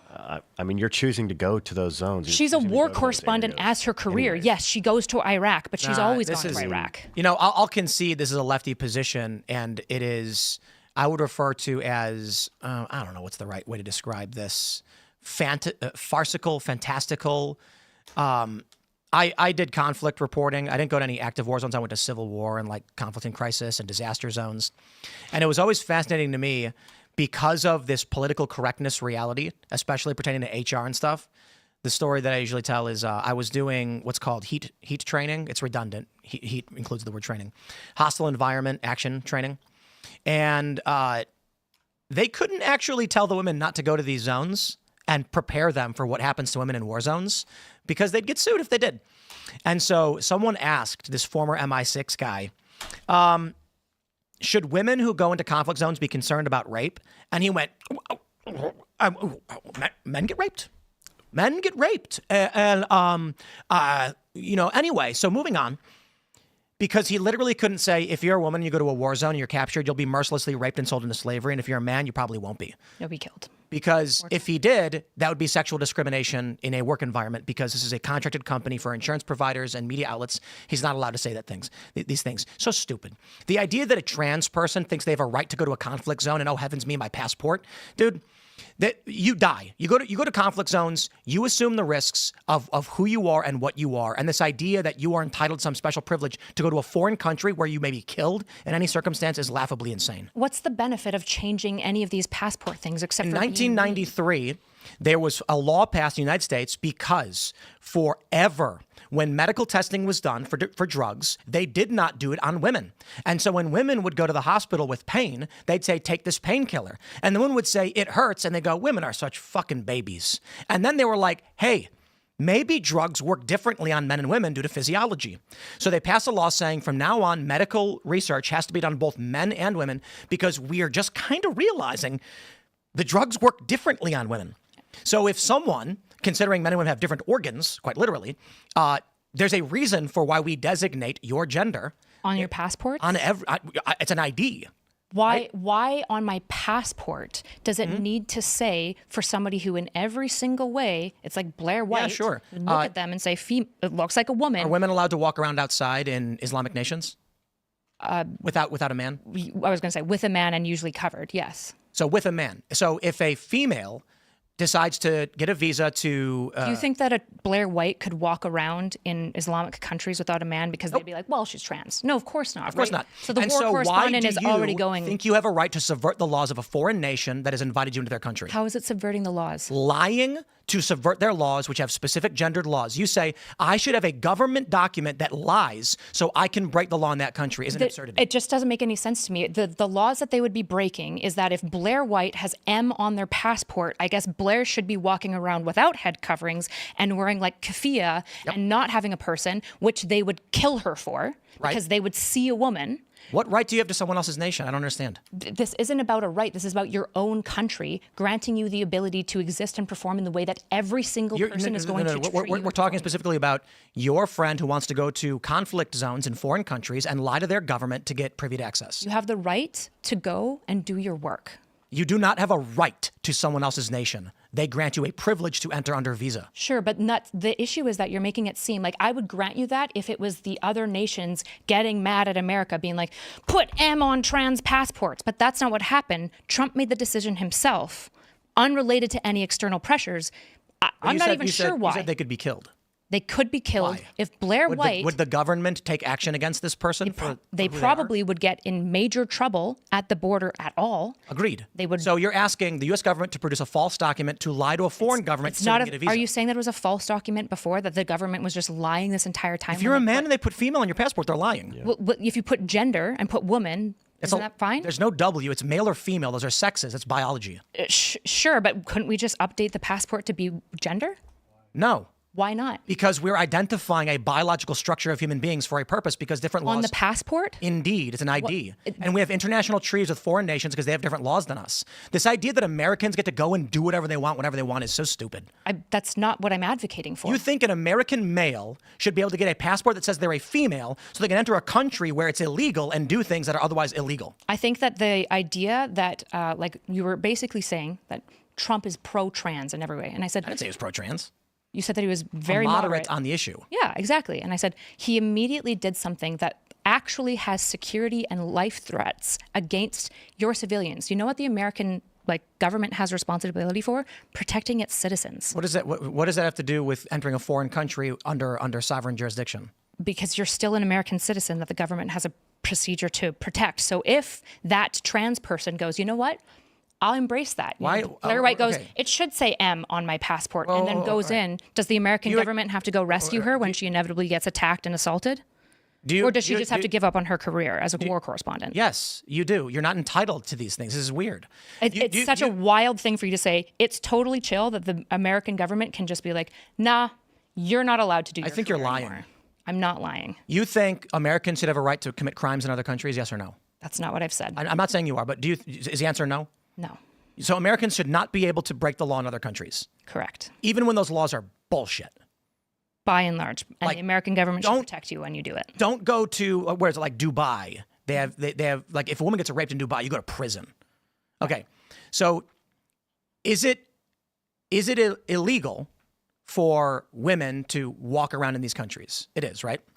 Yeah, without the male and et cetera, yes. So if a female dresses up like a man and takes hormones to mask it to the government, like let's say a woman in Saudi Arabia starts illicitly taking testosterone to appear like a man to go around and break, they would get in trouble for that, wouldn't they? Probably not if they passed well enough because nobody would know. No, I'm saying when they got caught, it's a crime. It is illegal to do. Because they're trans, yeah. So I don't understand how you're arguing. Trans. You're basically saying that trans people just shouldn't go where it's illegal for them to exist. That's what you're saying. Why would you? Well, hold on. Any reason that you might want to do war correspondence? What do you mean? Do you recognize that war correspondents can die? Yeah. So I don't understand what your point is. My point is that you should People be have a right allowed- to go to foreign war zones without the risk of death, and they should be That's able to, not what I'm advocating for. They have a right to be able to go, and their government shouldn't be immediately outing them to make it more dangerous. Wait. You think people have a right to go to any country they want? Assuming that the government approves their visa, et cetera, et cetera. Yet, not right. Okay. I agree. I agree if they approve their liberty. visa, right? They have the liberty to go, I should say. A right is probably Assuming the wrong that word. foreign government says we will grant you the visa. Yeah, the liberty to. Do people have a right to lie on their visa applications? No, but the issue is that before the government didn't view that it was a lie, and now Well, they it do. is. Because we're not talking about gender on passports. You agree with that. We're talking about biological sex. I'm advocating that essentially you probably should allow somebody like Different Blair argument. White. Different argument. You are upset that Donald Trump said you have to have your biological sex on the Undid passport something because it was already done. because they were putting fake sexes on passports. Essentially, yeah, which would have been better if they did gender instead. I agree. Okay, so then the issue is, which is this is where the contention is. You have a friend who wants a false biological sex listed on their passport, Wants their so they passport can not to defraud a change. foreign country into entering. Not really. I want them to be able to have the liberty to go there, and that the moment that they go there, they won't Liberty to go there. the liberty to go there. At the permission of the government, both who of them. expects you to tell the truth on things like what your biological For sex example, is. if your government just agrees that essentially you perform as a woman and they're willing to give you an F so that you can enter spaces safely and walk around and not be attacked for just how you appear, yes. Do you think countries like the Emirates and Dubai appreciate the fact that people are lying about their gender to bypass? Probably their not. visa? Probably not. I So just don't really. I don't- I don't care about like. This is American exceptionalism. This is like American citizens can present false paperwork to foreign countries to get access to their It's nation. not false paperwork if the government verifies it. It is. It's not. So when the government says it, it's true. On the passport, If fundamentally. the government asserts something, it's a fact. Is that? That's not what I've said. And it's not true. We have to- The government can lie. Well, Tim, do you want to engage with what I'm saying, or do you want to create a I version think you're of what I'm lying. s- I'm not lying. An individual has no right to a foreign country. Period. I've never said that they have a right. They have a liberty to it. A liberty to what? To apply to go there. And is lying to that government okay? It's not lying if your government is willing to agree that essentially you can be. Are males F. females? No, they're not. Okay, so if a male says I'm female, is that a lie? Yes. So if a person applies for a passport to the government who is male and says I'm female, is he lying? It depends on if the government is willing to allow female to include woman looking. And if I'm talking about sexes, not genders. yeah, and if the government, lie which is what for I a man? I'm answering you. I'm answering you. This Tim, is why men you are have to let leaving me the finish. left. You have to let me. Well, the issue is you have to let me talk, right? I'm engaging with you in exceptionally good faith. This is why men are I'm leaving the answering left. your questions directly, and I'm not pivoting away from them. You are. You just don't like my answers, which is totally okay. A male who says I'm female is lying. Because we're talking about biological sex. Yes. So if a male goes to the Saudi government and says I'm a female, he lied, correct? Yes. Okay. Do you think people have a right to lie to foreign governments to get visas? To get visas, not usually. I'm sure there's some exceptions that I might be okay with it. That you can lie to a foreign government to get a visa? Yeah. So, for example, if you I think a lot of people lie to North Korea on their visas. It's like what they're doing, who are helping smuggle in information and helping freeing North Koreans, for an example.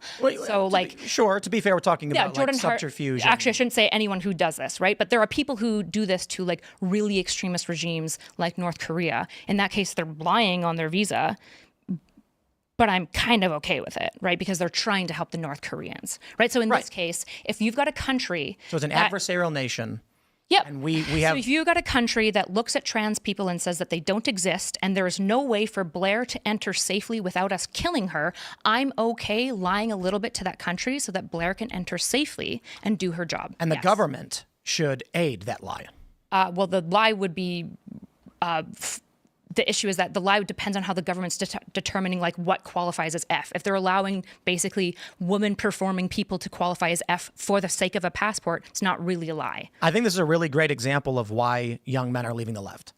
Because I'll just give you my personal feelings, which just how I interpret this moment right now. Sure. Your statements are illogical. They're not. They're just not face They valid. are. They're not face valid, right? Do you know what that means? You've made a claim that you've backtracked a little bit. When you fluttered between gender and sex, you then said that we should change passports to be gender, not sex. You acknowledge that sex is Sure, different. yeah. I should have baked in extra arguments. You've asserted an entitlement to lie to foreign governments for access to their countries. To some degree, yeah. You agreed to that, though, right? So No, I didn't. Yeah, you said, there's certain I situations was that you're going acknowledging to what lie. you had said about people lying to get So into North you don't Korea. think that people should lie to get into North Korea to like help aid those people in like freeing themselves from like the extreme oppression that North Koreans experience? Like you think it's bad when like maybe, humanitarians. It wouldn't be morally bad, but it would be wrong. Yeah, I mean, like, you Well, probably Why? shouldn't try to do. I mean, you're. I mean, it's a question of the sovereignty of nations. I don't like North Korea. Should America be like, hey, North Korea, just a heads up, these people, I careful, don't. they're not entering just to do tourism. They actually I think if we wanna have help your people. treaties with nations we are not actively at war with, we should do our best to adhere to them. And so the question of international treaties pertaining to visas, the idea that the U.S. government would permit people to lie on their passports, it's a weird thing to advocate for. Sure. The issue is that, again, this is why Why I said, lie on your passport? I don't understand. why insist on having biology on your passport? Why not have gender? Because there are laws in certain nations. Why not have pertaining- both? Because it's a redundancy. It's meaningless. It's not redundant. So you'd right? put, I'm a male woman. Well, Blair White. What is a woman? What is a woman? It is a performance. What does that mean? It means that you appear woman. It's like porn. What's porn? Well, you see it when you know it, right? If you look at it, that's porn. That naked image, it's not porn. Why can't liberals answer this question? Because because do you want me to go why? Because they're scared too? No, because of we went into Woman it is an before. adult human female? No, not at all. The issue is that it's Sorite's paradox. Do you know what Sorite's what is that? paradox is? Okay, I've got 1,000 grains of sand, and I say that's a heap of sand. Would you agree with me? Oh, I know this. Yes, I use it all the time. Okay, How many grains of sand makes a heap? exactly, right? And the line there is hard to know, right? It's really not. So Blair White is a It's man. Is a And man. Blair White will tell you Blair White is a man. Okay, that's fine for Blair White. Blair White literally makes videos where You want Blair White to will- walk into male bathrooms? no, Oh, no. why not? Well, my position on this is like Blair White walking to a men's room will create a weird social chaos, and I'm not really concerned about What Blair. kind of social chaos would it make? So for men, it's a bit different for women, right? And so the issue is not specifically about Blair White. It's about Buck Angel, a better example. Sure. Buck Angel walking into a women's room is going to start a fight. And so Why? because Buck Angel is a masculine, bicycle mustached, male-looking individual. So Hulk Hogan with a vagina is essentially like more of a Should woman. be using the men's room. But literally, Hulk Hogan with a vagina is a literal woman. Hulk Hogan with vagina should be using the men's room? Yes. Gotcha. Why? Social order. Because what's the social piece? The social piece is that people make judgments based on appearance. And there have been instances, there was one story out of McDonald's where a lesbian female was pulled from the women's bathroom and the police kept calling her sir, despite the fact it was a literal biological female, because of this controversy and conundrum. Yeah. So I don't have this staunch right conservative, make everybody use their biological gender space, because that will just be chaotic. That being said, there's no simple answer. Why? Because a male who was exposing himself to children went into a spa in California, in San Francisco, exposed himself to women and children. And when a woman complained, they said, the assumption is this person is trans and we can't intervene. When in fact, it wasn't a trans person. It was a male who was exposing himself to children. Right. So therein lies a much greater problem. On the surface, I think the simple answer is I don't see how any guy's going to appreciate Buck Angel walk into a ladies' room with their wife. Exactly, Never gonna because happen. people make judgments on appearance. Indeed. And those judgments on appearance that we make is that performance. And that has nothing to do with your entitlement to government documents nor entering foreign I'm not getting there countries. yet, right? If we make judgments based on appearance, you look at me and how do you know I'm a woman? Did you check my passport? No. Did you check my vagina? Nope. I could have a penis for all we know. Probably not. I could. Why are you assuming I'm a woman? Well, you have a woman's body. Right. Yes, I So, perform very woman. Let's roll. Your skin. Men have thicker skin, and it's usually easy. You notice the brow ridge, your facial features, the structure of your shoulders compared to your hips, the fact that you have breasts. These are all probably a woman. Right. So if a woman gets breast implants, is she more or less a woman? Neither. Okay. But she appears more feminine, right? No. Yeah, like a super, super busty woman is obviously going to be more hyper femme. I don't agree. This is I just, don't think your breast size makes you more or less of a woman. I said femme at this point. I don't think femininity is reduced to like the size of a woman's breasts, because then morbidly obese women will be more feminine. That doesn't make sense.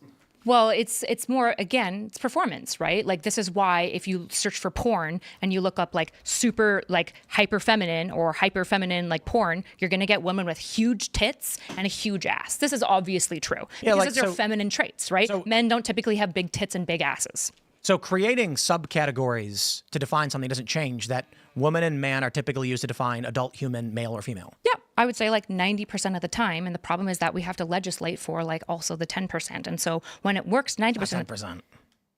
Sure, it's probably less than that. Substantially less. Sure, but we still have to legislate for it. Yeah, They're our citizens, right? We can't just be like, fuck you guys. You're not our problem. Actually, the argument from trans people is it was better off before any of this was happening when trans people just used bathrooms without anyone noticing. But I agree that the trans Legislating movement, for it actually caused more problems. well, legislating for it in the way that the trans movement has legislated for it has caused problems, and right? They were trying to get it removed from the DSM-5 as well. Which would believe so, yes. Which would mean they can no longer get medical treatment or prescriptions for. Look here, if you want to have somebody who's very critical of the trans group and thinks they're full of retards, you found the girl, right? Mm-hmm. I think there's lots of issues with trans advocacy, but I'm not talking about that. I'm not talking about the group. I'm talking about the idea, which is what I'm wanting to gauge in. People make judgments on appearance. Body dysmorphic disorder? What about it? Should people have a right to get their hands chopped off? It depends on if there's evidence that it benefits them. Well, how would it benefit someone to cut their hand off? Well, how would it benefit somebody to transition? The same. Yeah, it doesn't. It does. It literally doesn't. Suicide ideation is suicidality is actually, to quote Chase Strangio, suicide attempts and suicide do not decrease from transition. Chase Strangio is not a strong one to like the issue here. Well, the ACLU's lawyer to the Supreme Court is the best example I'm going to come up with. Sure, but you probably shouldn't use a lawyer when you're talking about like trans like research. A lawyer who's trying to convince the Supreme Court is not the better example? No, I would say researchers are, right? Like we should go to the actual data. I don't care what lawyers desistance making rates arguments. are in the majority. Desistance rates for under 18 are, right? The issue is that if you look at data, so if you're over 18, do whatever you want. I don't care. you want me to tell you about the data? Sure. Okay, so there's tons of research on specifically adults, and this was before it was super politicized, because right now, most of the data that you look at for trans science between like 2018 to about 2024 is politicized on both sides. There's groups that are very anti-trans doing science, and it's garbage, and there's sides that are very pro-trans, and they do science, and it's also garbage. And so the issue is that we have like almost 2 decades now of science that we can't rely on. So we have to look back at like the earlier stuff and be really scrupulous about the methodology specifically. And so one of in the most methodologically sound studies, it's an RCT, it's longitudinal, it is a brilliant study. I believe it came out in 2003. I could be incorrect, but it looks at adults over time who transitioned or did not transition, right? And all the effects and sequelae. And when you look at the adults who transitioned over the like 10-year period that they were studying them for, there was a 60% reduction in attempt rate. And by attempt rate, I mean medically diagnosed, confirmed at a hospital attempt rate, which is huge. Yeah, but hold on. I don't care. Why? I'm talking about kids. I'm talking about adults. I know, but I don't care what adults do. But when we're talking about passports and like traveling and all this sort of stuff. That's stuff. government treaties and trying to get access to a foreign nation, which you have no right to attain. Sure, that's one argument that you're making for it. But when I'm talking about trans people, use the bathroom of which you most likely socially align visually. Yeah, by and large, we should also allow their passports to not like immediately out them as a group that a culture that we believe is hateful and we don't agree with. Who's checking American passports on the fly? Like, are you going to bars and being like, when you your passport? go through TSA? Okay. Like, is a TSA agent gonna like lynch a trans person going to Omaha? Not an American. Who cares? I'm talking about Iranians. Why are you going to Iran? Because you have the liberty to do so. Not if Iran says no.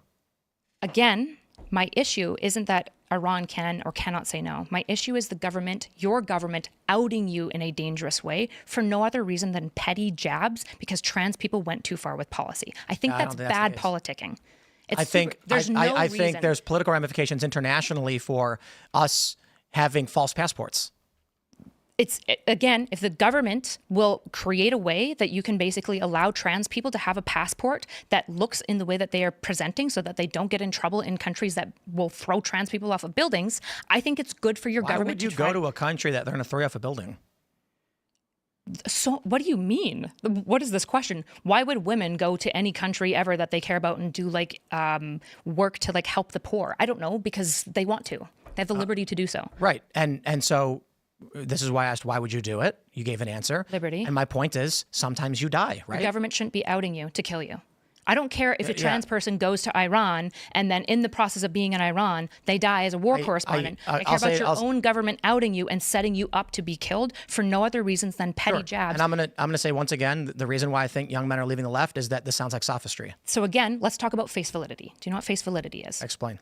Okay, face validity is this process in science. So when we do science, we look for things. So like when we test whether or not I'm testing depression, there's validity measures that we apply to ensure that I'm capturing depression and not something else like anxiety, right?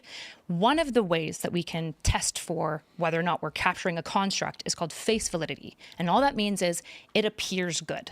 And the issue is that the world is so much more complex. Every scientist knows that face validity as a form of validity is garbage because I might write an emo measure to test how emo you are, but that doesn't mean that I'm tapping into the emo construct at all. Even though all the questions might sound good and I ask you a bunch about Green Day and all these sorts of things, and I ask you how many black types of like makeups you have. They're not emo. Right. They might be goth, right? They might be... They're pop punk. There you go, right? They might be something else. I call them cult punk now. So this is why face validity is a really weak thinking system. And my problem with the right and what you said before with men is that you said it's easier to be on the right. And I would say that's a weak answer. Because It's true. as a human being, it's not better to take the easy path. You should take the right pathway. No one said that's not a. You called my answer weak, which is nonsensical. It is. You agreed with me that it was easier to be on the right for a man. It's not nonsensical for me to say taking the easier path isn't good. Calling my answer weak is not saying... I didn't say your answer is weak. I said that men who That's a take weak the answer. easier pathway... when you say it's easier, that the weak answer is in, like, essentially, when men say You it's mean just it's the easier weak to be path. right, that's weak. It's the weak path. Sure. Yeah, I think if we dive into this, men don't want to live in a world of sophistry. They don't want to be told to say there are 5 lights through pain of penalty. So when it's easier to be on the right, it's more like if you're on the right and you go to someone and say, you know, that you're gay, most people on the right, not all, are going to be like, I don't need to know that. I don't care. How do you know what's true? Well, that's a good point. You don't. Right. And so what I'm arguing is that... The only thing I know is that I know nothing. Sure. But you know some things, right? And it's good to know that you know... We believe some things. Well, I'm an objectivist when it comes to, like, I'm a science realist, right? I believe that there are things we can discover that are true and will stay true regardless of how people feel about them, right? I think my pencil will fall and that's due to gravity because it's true. And it doesn't matter if I'm like, oh God, please don't do it. Oh shit, I lost again. We agree on that, but that's a less than 1/1,000,000th of reality. So arguing that we can understand something basic, like a question I like to ask people is if I Gravity's not basic, right? Gravity's sequelae of falling is basic, but we don't even know what causes gravity. Right. So if I were to take this phone and whip it as hard as I could at that window, what would happen? I don't know how thick your windows are, but it would at least smash your phone. It might smash your window. That's a great answer because some people say the window would break. I say, actually, you don't know that. The assumption is the window would break because typically hard object thrown at window breaks window. However, it could be a bulletproof window. So while there are certain things that we can agree on, like if I drop object, it falls because gravity is a thing, most things we assume or believe, but we don't know. So why did I arrive at the right answer when you might have expected me not to? I didn't know. I didn't have an expectation of your right. Sure, but why did I arrive at the correct answer of essentially saying, I don't know how thick your window is, but your phone would probably break at least? Higher IQ? Probably not. Right? No, I think there's probably, for example, Adam Conover is probably not stupid, but I think he says lots of stupid shit. But because he's trying to adhere to a liberal orthodoxy. Because a question sure, of yes, yes, because partisanry defaults your brain to bad thinking strategies, and what I care about. All I care about in my platform is good think. And face validity is not a valid way to determine whether a construct is true or not, because it falls apart the moment you look at the complexities of the world. Which is why I say when you go so hard on this passports out you, people don't buy it. I don't care. If I explain to them how blitzscaling works as a venture capitalist system, you might be like, that shouldn't work. I don't really care. It's really complicated. It's infinitely complicated. But you sound like Adam Conover is my point. What? You sound like Adam Conover. No, because I don't deny IQ and I don't deny science, there's right? I don't sound like Adam Conover in any way, other than we might align on like trans stuff. But the issue is like I'm not engaging in science denial. Right, let's try this.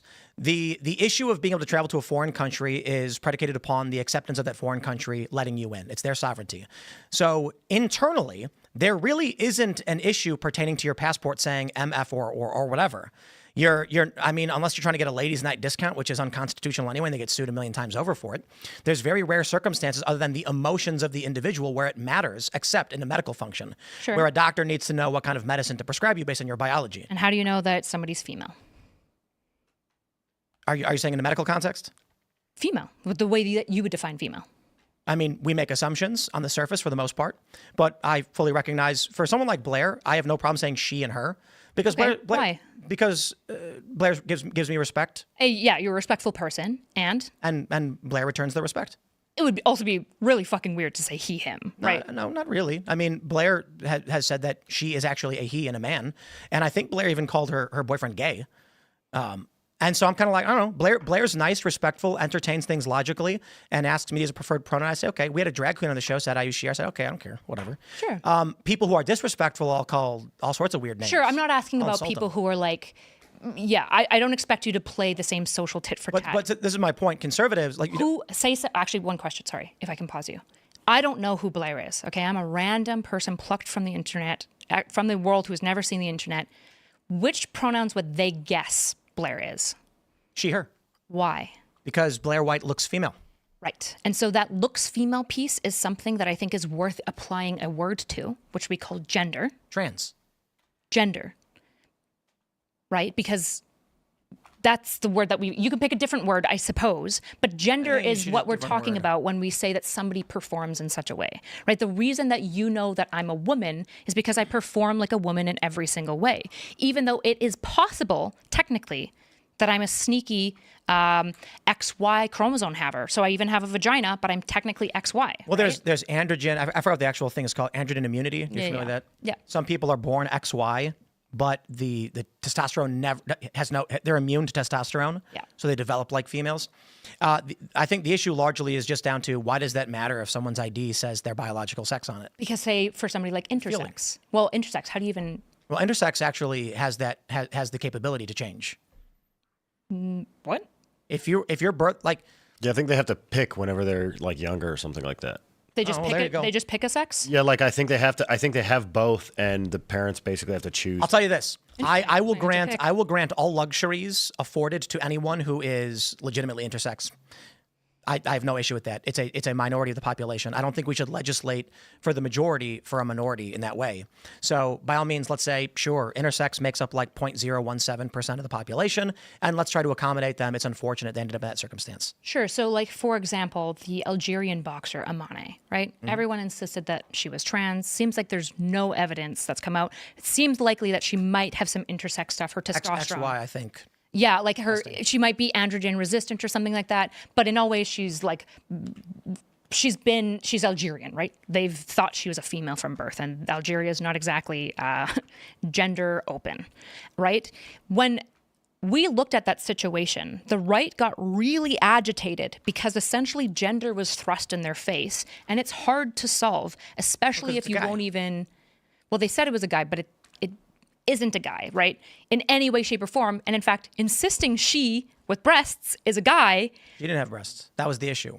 I think that she has like some level, I think most XYs will have some level of mammary development because without testosterone, this is why pedophiles who are on SSRIs often have mammary development. Mammary development is kind of default unless you have androgen to prevent it. I could be wrong, but that's my understanding. I think you're right. That's why like dudes with steroids, when they stop producing testosterone after the fact, they end up growing boobs. They'll get some boobies, right? And so she did have breasts. They were probably small. I wouldn't be surprised because bitch that Bob was his name. Sure, but like Asian women have small tits, and that doesn't mean that we're like, that's a man now. That's a man. Otherwise, my argument that more tits equals more woman would be true. The issue largely just stems to we don't legislate for the absolute minority, and an intersex person upon discovery, it's like, well. We can't. If you don't fit into the category we've provided for the overwhelming majority, then maybe a secondary category or something would make a lot of sense. Because if someone was born without feet, they're not going to be runners. We don't say like we're going to give you robot legs so you can run. That was actually the Oscar Pistorius debate. because he didn't have legs, and so they were letting him use these prosthetics that people argued gave an advantage. He argued didn't, and it was contentious. And then he killed his girlfriend, I think, and got arrested for it. The fair play guy, right? The like big question of fair play. Yeah, I mean, like I think when it comes to trans something I was women trying in to ask you sports- earlier was sort of that too. What he's kind of touching on is that, well, how can you say that, like, in this one, like right now you're saying we should basically legislate for the minority, but then earlier We you're always saying- legislate I for know, the but minority, you're just saying- to be clear. But you're saying Always. well, we shouldn't be By listening and large, to that's these. what like most judicial criminality. Yeah, but you're saying earlier, well, we shouldn't be listening to these crazy people that are like on the extreme left, and we should be ignoring them, and we should be like Sure. coming together. Yeah, you should, like, for example, I guess I would say, I'm sorry that the left got so crazy. Wasn't really my doing. I've only been in this industry for 3 years. I've always fought them. I don't like them. Why are you treating me like I'm them? I'm not a crazy leftist. I'm a reasonable liberal, and we are a growing group, a vastly growing group, because a lot of people are being like, yeah, progressives are kind of stupid. Like, they're a little cringe. And I agree. I've been fighting them my entire life. The issue is that I refuse that the alternative has to go, well, if it looks and feels that way, it is that way, except for when I don't want it to be that way. It's like, that's not a satisfying answer. What Face validity we're can't be talking the about, though, thing either. is the minority. Like, there are not tons of Blair Whites and Yeah, there's not a what's lot the of other trans guy? people. I forget his name. Buck Angel. The girl that looks like that. Yeah. That's why they're like a unique case. That's why everybody cites them, is because they are the minority. Here's another issue. Let's move on from this. The policies that you've espoused outside of like the transgender issue, many people on the right completely agree with. I agree. And so the issue then becomes reformer versus revolutionary, or are you lying? And so when you have, in 2020, I donated the max to Tulsi Gabbard and Andrew Yang, and I wanted sane Democrats to kick out the lunatics. Instead, they all stood there and raised their hand about opening the border, decriminalizing crossings, giving healthcare to non-citizens. And I was like, what the fuck is going on? And then they basically booted Tulsi Gabbard, and she still endorsed Joe Biden. Andrew Yang ended up taking a job at CNN, and once again, just trying to pander to the left. And so I was like, wow, who am I going to vote for? Donald Trump then came out and said the DEI stuff needs to be removed from government. I said, hey, I'm for that. He said, no new wars. I said, I'm for that. He said, we're going to set a timeline for withdrawal from Afghanistan. I was like, wow, these are things that I, as a liberal-leaning person my whole life, have longed for. I think this is the best chance I have because Joe Biden is lying about Trump's statements. The media is lying about Trump's statements. They're falsely framing what's actually going on. And Joe Biden is the guy who sold contracts for got his brother contracts in Iraq. This is military-industrial complex times 10. I'll take Trump. Then you come to 2024, and Donald Trump says, we're going to bring in Tulsi Gabbard, RFK Jr., Elon Musk. We're going to bring in a coalition of liberals to help lead foreign policy and economic decisions. And no new wars, blah, blah, blah. We're going to set peace. And I'm like, well, this is the most functionally appropriate thing to select, which I will. But then he lied, right? Like About what? Well, he's like, for example, the Gaza war rollout has exploded under him because essentially the War Council was having the brakes pumped on them super hard. I'm not sure how you feel about What does that have to do with like?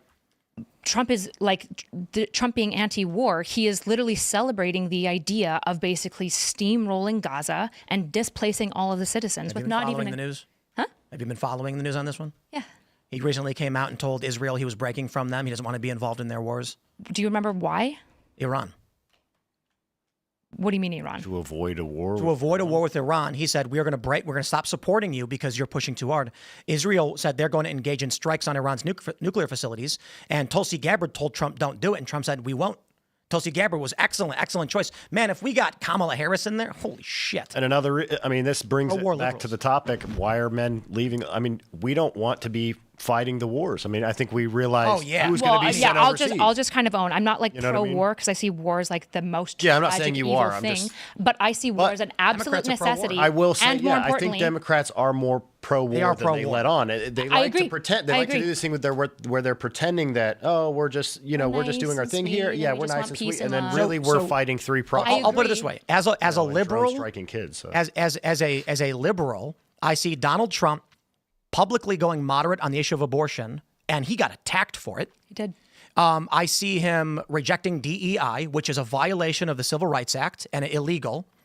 And I see him bringing on Tulsi Gabbard for national security, RFK Jr. for health. And I'm like, wow, this is the first time I've actually gotten like liberal administrative policy in the federal government because Obama wasn't doing it.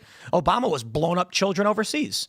So I have said numerous times, Obama should be criminally investigated, impeached, and charged for the killing of Abdurrahman al-Awlaki, and Donald Trump should be investigated for the killing of Abdurrahman al-Awlaki's 7-year-old sister. But Donald Trump, as an administration, is eclectic with much more liberal tendency than the Democrats offer. Again, the reason why I think young men are leaving is, for one, it's not just ideology. It's literally just conservatives had babies 18 years ago. So that's a big function of it.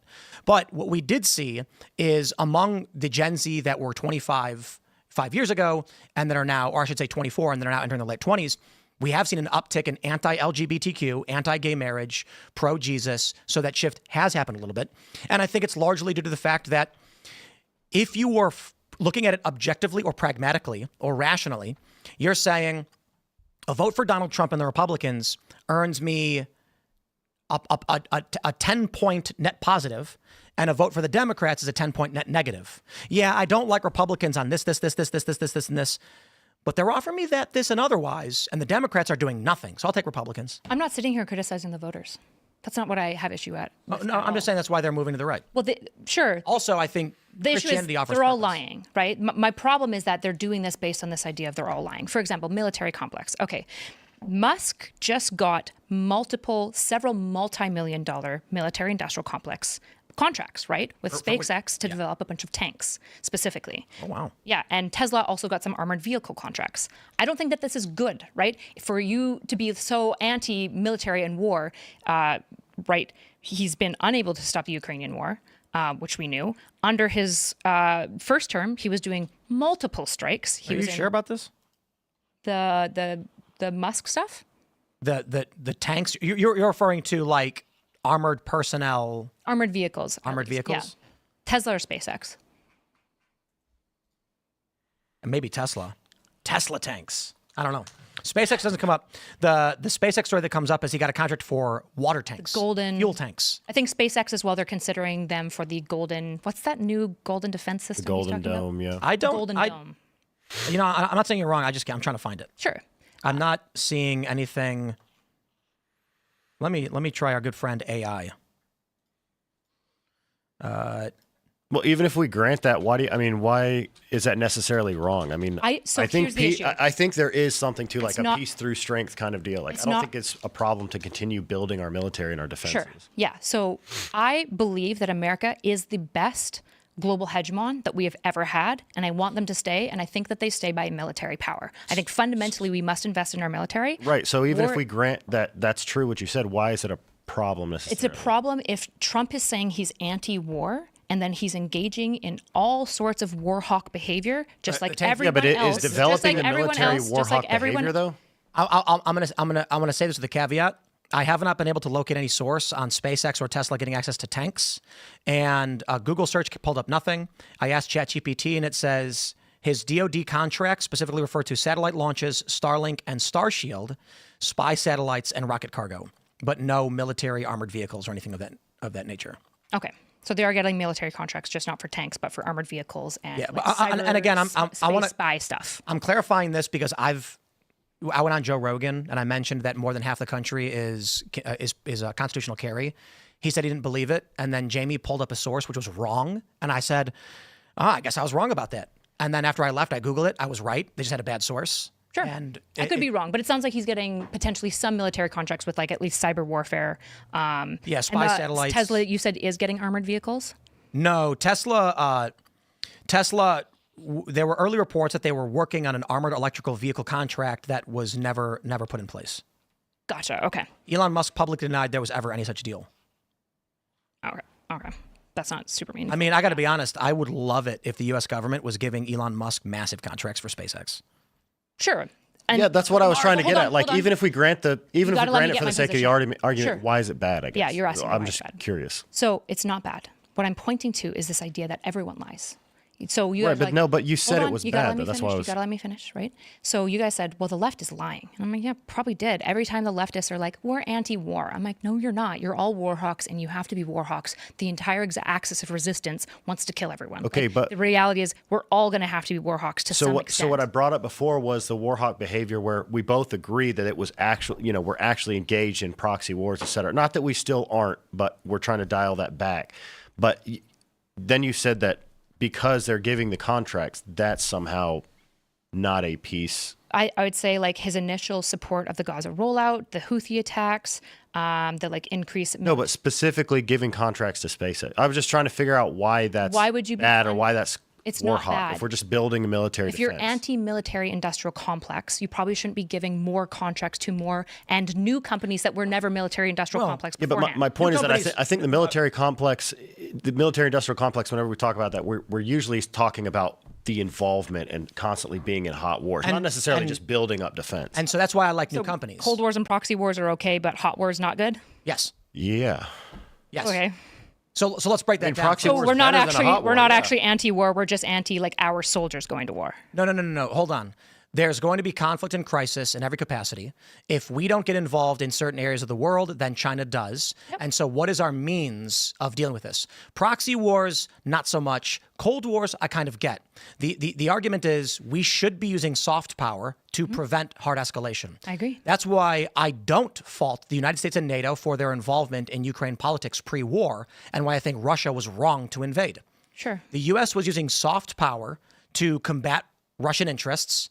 And I think soft power can be aggravating, but it's the way we should handle things. But also hard power, right? Like in the case of the Houthis, I think Trump had no other option but then to kind of like nuke them out of orbit. They were basically shutting down the entire canal, right? To the left you on that one, I guess.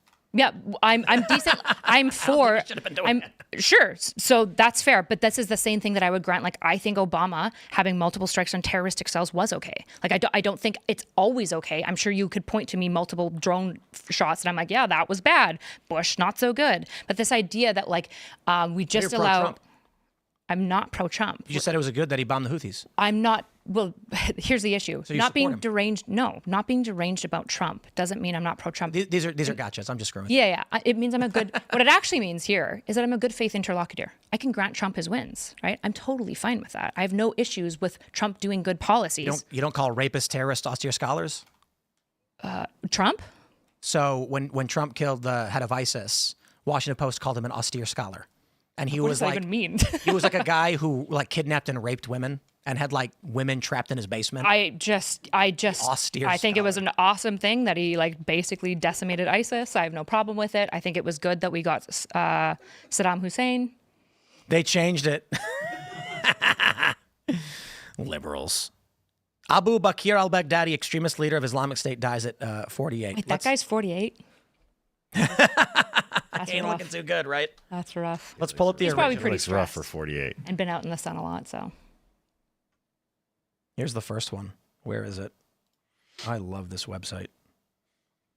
Let me see if I can. Yeah, everybody remembers this. Here's the original article. Abu Bakr al-Baghdadi, austere religious scholar at helm of Islamic State, dies at 48. Wow. austere religious scholar. That's crazy. So I mean, we don't have a lot of time left, but I do want to get to one point. Yeah, we should probably talk about men at some point too. We did. But I think we talked a lot about ideology, and we're forgetting that liberals don't have kids. Yes, true. And so the reason why we're seeing a young Gen Z be shifting rightward is actually kind of simple. There's a lot less younger Gen Z than older Gen Z. And there's a lot less older liberals who had children 17, 18 years ago. That just means it's not an issue of winning a culture war. A large component of this is quite literally Christians just had more kids. So that's reflected in the data 18 years later. Maybe, but this is, I think, almost always been true historically that conservatives typically have more children than liberals. Like, I think this is true not just in the last 20 years. I think this is true for like the last century. The issue is that before, the left was really effective at essentially their kids would go to college and their kids would become left, right? Which is why typically we see through all of generations except for Gen Z that millennials, for example, are much further left than their parents, right? And then as they age, they shift towards being more moderate. Well, let's see. So far, the only data that comes up is from the 2000s onward. What about 1970s, right? Sure. Let's see what they say about 1970. It was becoming observable with the rise of second-wave feminism and birth control. That the conservatives were having more children, more kids, but yet their children were still going liberal, right? So like the actually no. Gen X is the generation that gave Trump his victory. millennials are their children, and those children are 1970. is children of those of like the people in 1970, right? Oh, is that right? I see what you're saying. So we've been like left for young people until recently. That's why this election is such big news. Yeah, right. So I agree with you. In 1970, the Gen Xers who were born ended up leaning conservative in the 2024 election. In the 2024, but they were leaning left all the way up until then. And millennials, even when they were 20, were leaning left. So that it's only recent. So I don't know if it's I think it's not a bad theory. I just don't know if that's borne out with a like historical timeline. So I agree. I think it's ideology. It is more likely ideology. I think for one thing, men have no purpose, and religion gives them one. Yep, I would agree with that broadly. I don't know if I'd say like the right is doing the best at religion necessarily, because I think Trump is like fundamentally like very anti-religious, but they are more religious. I think what he's saying, like as men are becoming more religious, they're going to fall into that camp. It's not maybe not necessarily be because I'm going to be religious because I want to vote for Trump. Sure, but lots of it's conservatives like the opposite. are It's like atheists, because I'm more religious. Tons and tons of conservatives are atheists. There's only one reason men are going to the left, and it's because they watch those Charlie Kirk videos where he owns the libs. True. And they were just like, yo, and they don't know anything that's going on. They just like saying yo. I think I'm half kidding. I think men are down. I think men are down bad, like hard. And I think, and they have been fucked over by history. I would say like people cite like the 1970s. I don't know if you've ever seen the website, like what the fuck happened in 1971. But essentially there's a bunch of like crazy graphs that start exploding after 1971. But I think men have this history where they have an entire generation wiped out in World War II. And then all the dads that did come back had PTSD, and then the Vietnam War happened, and a whole bunch of more dads got wiped out. And so we have this history where we've basically stripped men of masculinity because they died.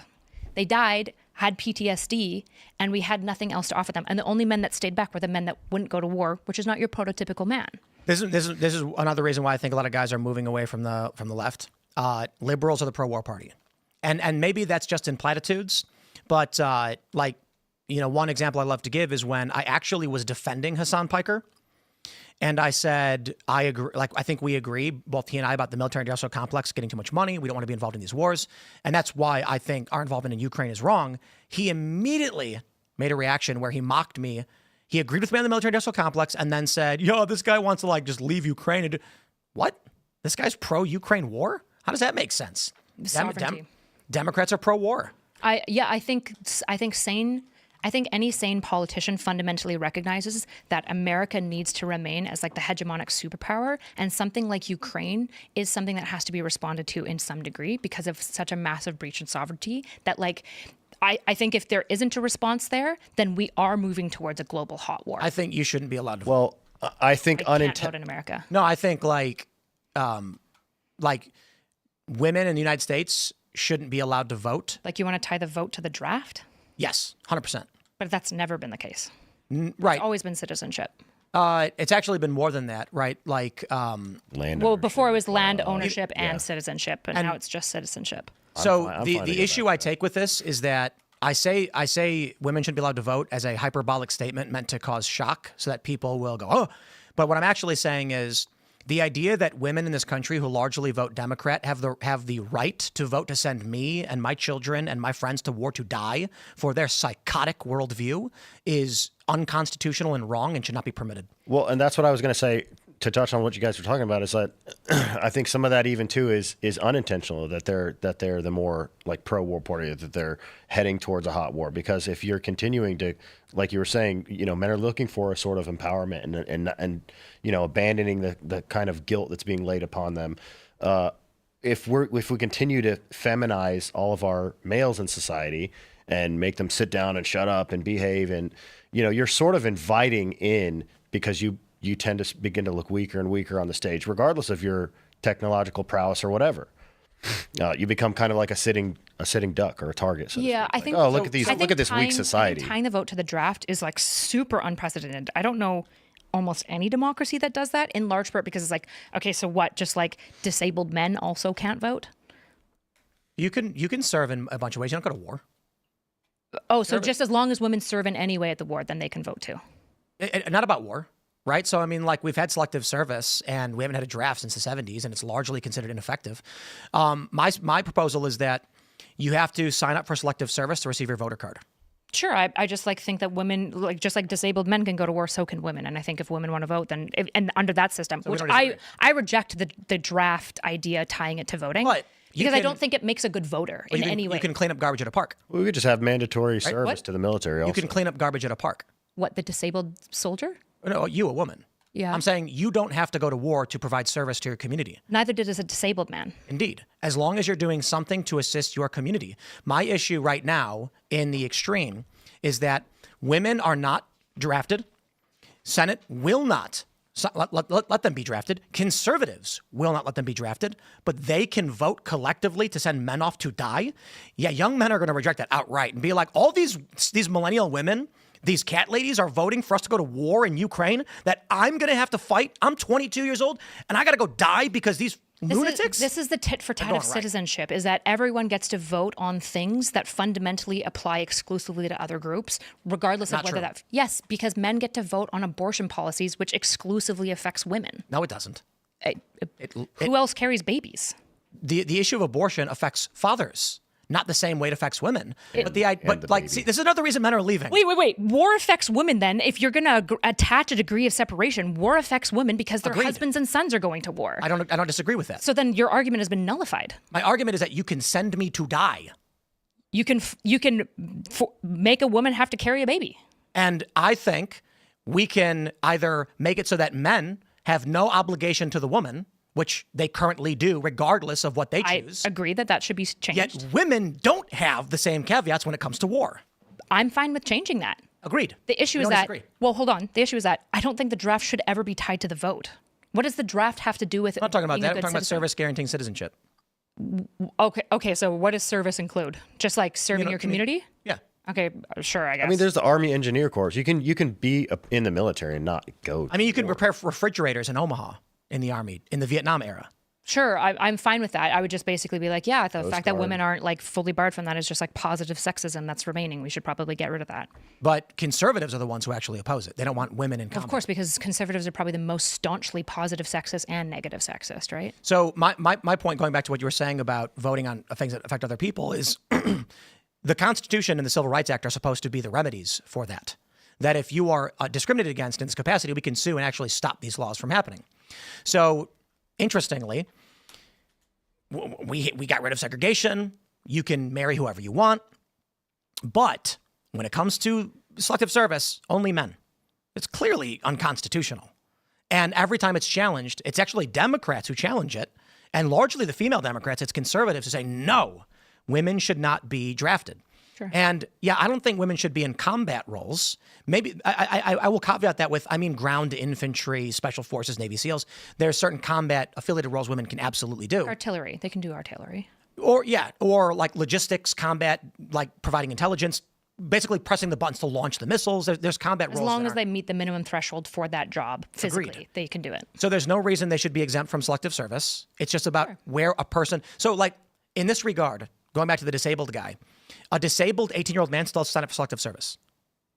And it depends on the disability. Yeah, I mean, I'm just here for you on this. Going to Israel and watching the fact that you've got both men and women in the military. They have to go, and they've got this entire civilization, citizenry that has a knowledge of guns, that has a knowledge of violence, and understands how to respond to high risk situations. I just think it's a good thing, and not that I'm saying that we should have a mandatory draft. That's right. She thinks Israel's a good thing.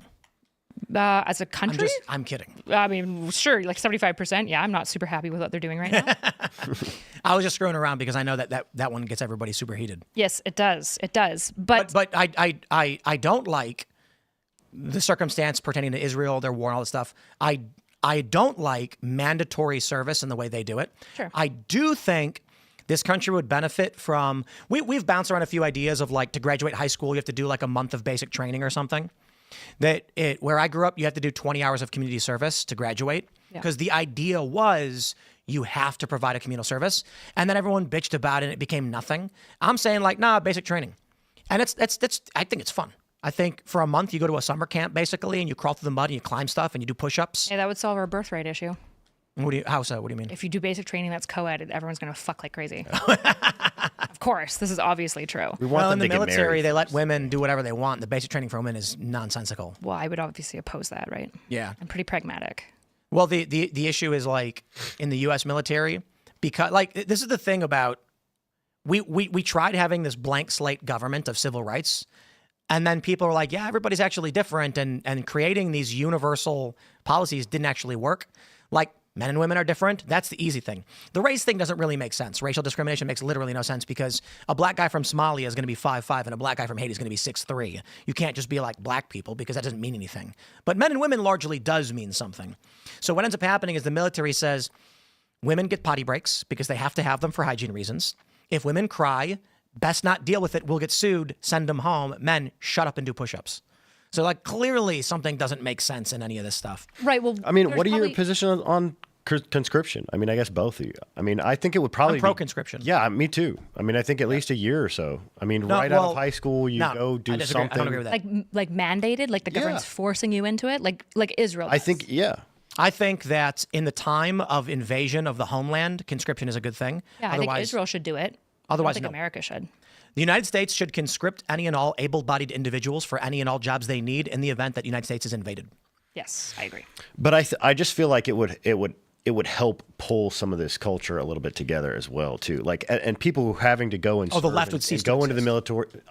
That's what I mean. I don't think the left. I think a lot of that idea. Like I think a lot of that fantasy, like ideology. No, it utopia wouldn't. The left would be me. disappear. Like this idea that like the left is just weak and soy and all this sort of stuff. It's like it depends on what you mean. If you mean left as far as principles, there are lots of us that are left that are principled, that are not cowardly, that understand that violence sometimes has to happen and it's a tragedy when it does, and we are pragmatic in our solutions to making a better world. This left does exist. It has been stomped on over and over again from both sides, by the way. The worst part about my position is that all of you are nasty to me. I get doxxed and swatted from all of you guys. And so there's this issue where it's like, if you want a good left, which in a two-party system, you want a good left, just like we want a good right, then what you need to do is engage and treat the good left as though that they are doing that. The disaffected liberals aren't doxing you and attacking you. The leftists are, yes. The disaffected liberals leftists, are not. No, the far right is. Yeah. Well, we don't like them either. Sure. The issue is that the issue that I'm saying is in this conversation, I've had to spend 80% of the conversation pointing at leftists and being like, yeah, I think that is crazy and not good, but that doesn't mean that I'm not left. Because those are the people that are the general. Then work with me to help Audience, make a better I guess. world. And Well, stop I mean, that's insisting- part of, but that's part of and this is drop the calling things is that don't calling it matter. out. If trans stuff is less than 1%, just let us have some trans stuff. Just let us. Let us What have. does that mean? Like, You let wanna us have cut kids' balls passports. off? No, passports and allowing them to transition if their insurance wants to cover it. Well, I'm not. This is like Democrats with gun laws. I'm like, come on, guys, just it's like not. work reasonably with Republicans. It's And they're not like, reasonable but to put fake- guns are scary, and it's like, yeah, I get it. It's- Trans people are really, really, really, really scary. No, that's Let's be a little bit more reasonable. bullshit, and you know it's bullshit. Come on.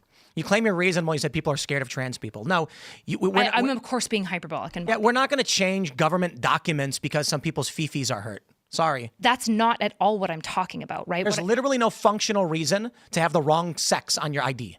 there's no functional reason necessarily to have sex on the passport. You could easily just have gender. You could easily do that. There is a functional reason, actually. As long To as you're strict. identify you. No, yeah, sure. Just have criteria for gender. If you want to identify as a woman, you have to have a whole number of things that include with you, and your sex has to be on some other form of ID. There is.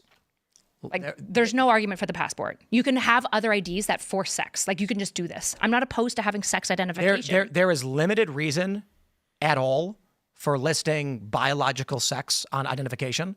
However, there is reason to do it when it makes sense, and there is none to change it. That is, medical purposes make sense, and in issues of where the law pertains make sense. How is the passport relevant to medical issues? If you are a man, you have different organs than if you are a woman. How does the passport have It's to an do? ID. Most people are just carrying around their passport. Well, Yes. Isn't it mostly driver's When ID you're that people traveling. No, actually, a lot of people carry passports instead of IDs. in America? Yes, they do. Interesting. So nobody has their government ID or driver's license? I would say a good portion of the people who work here don't have IDs; they have passports. Okay, my driver's license A from good portion, Alberta- 3 or 4 maybe. My driver's license from Alberta has basically all of my medical declarations. In Canada, we put all of our medical declarations on our driver's license because that's the thing people actually care about. Because the passport, if you lose it, is a nightmare of a situation. So if I lose my driver's ID, it's not a Can I big put deal. the wrong age on my ID? No, but you can. There's cares? absolutely space on the ID in Canada for gender and sex. No, but here's a question. So you identify both. Do you know how old I am? I would guess in like your mid 30s to 40s. How old do you think I am? 40s. Oh my God. Mid 30s to 40s. Like, give me a number. 36. Ooh, I'm 39. Okay. Do I look 36? Who knows? That was the guess you made because you. Yeah, you perform older. You've got a lot of accrued wealth. So I'm assuming you're not in your 20s, and you have like some Can I put that markers on of my ID? wrinkles. You can put your age on your. And I put 36 instead of 39. No, Why not? for date of birth typically. Yeah, but what if like Like some birth countries have certificate verification. some countries have laws about certain people of certain ages aren't allowed to do certain things. Yeah. And what if I want to go to those? That's why countries? date of birth verification is super important. Like you can't lie about your date of birth Why not? for date of birth verification. But what does that functionally do? I'm not asking people to lie about their sex. I'm asking passports to not have sex on it. I'm saying it should probably have gender so that trans women why is aren't my age on outed it? when they go Why international. does it matter if age is on it? Your date of birth. But what does that matter? It's tied to your sin. To your sin? Oh, sorry, you guys have SSN. Yeah, Oh. sin in Canada is the SSN. I was like, what? It applies to what you carry, the cross you have on your back. What's the functional difference between age and sex?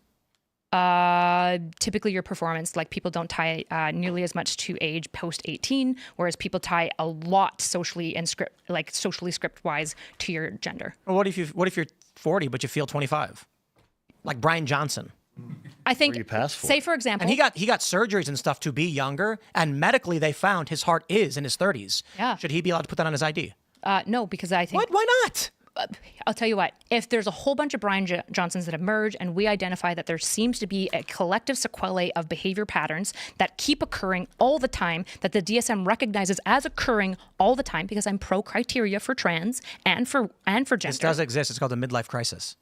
Sure, but it's not something that It's can true get though. treated. 40 So, yes, it for can. example, if we showed that this group was suiciding at an astronomical rate, higher than schizophrenia, by the way, and it shows that if you put 25 on their ID, it might reduce their suicidality by 70%. I might even be open to that argument. I just think it doesn't exist, so we don't have to have every it. day on Fox and Friends, and it's probably just targeting me because I'm 39.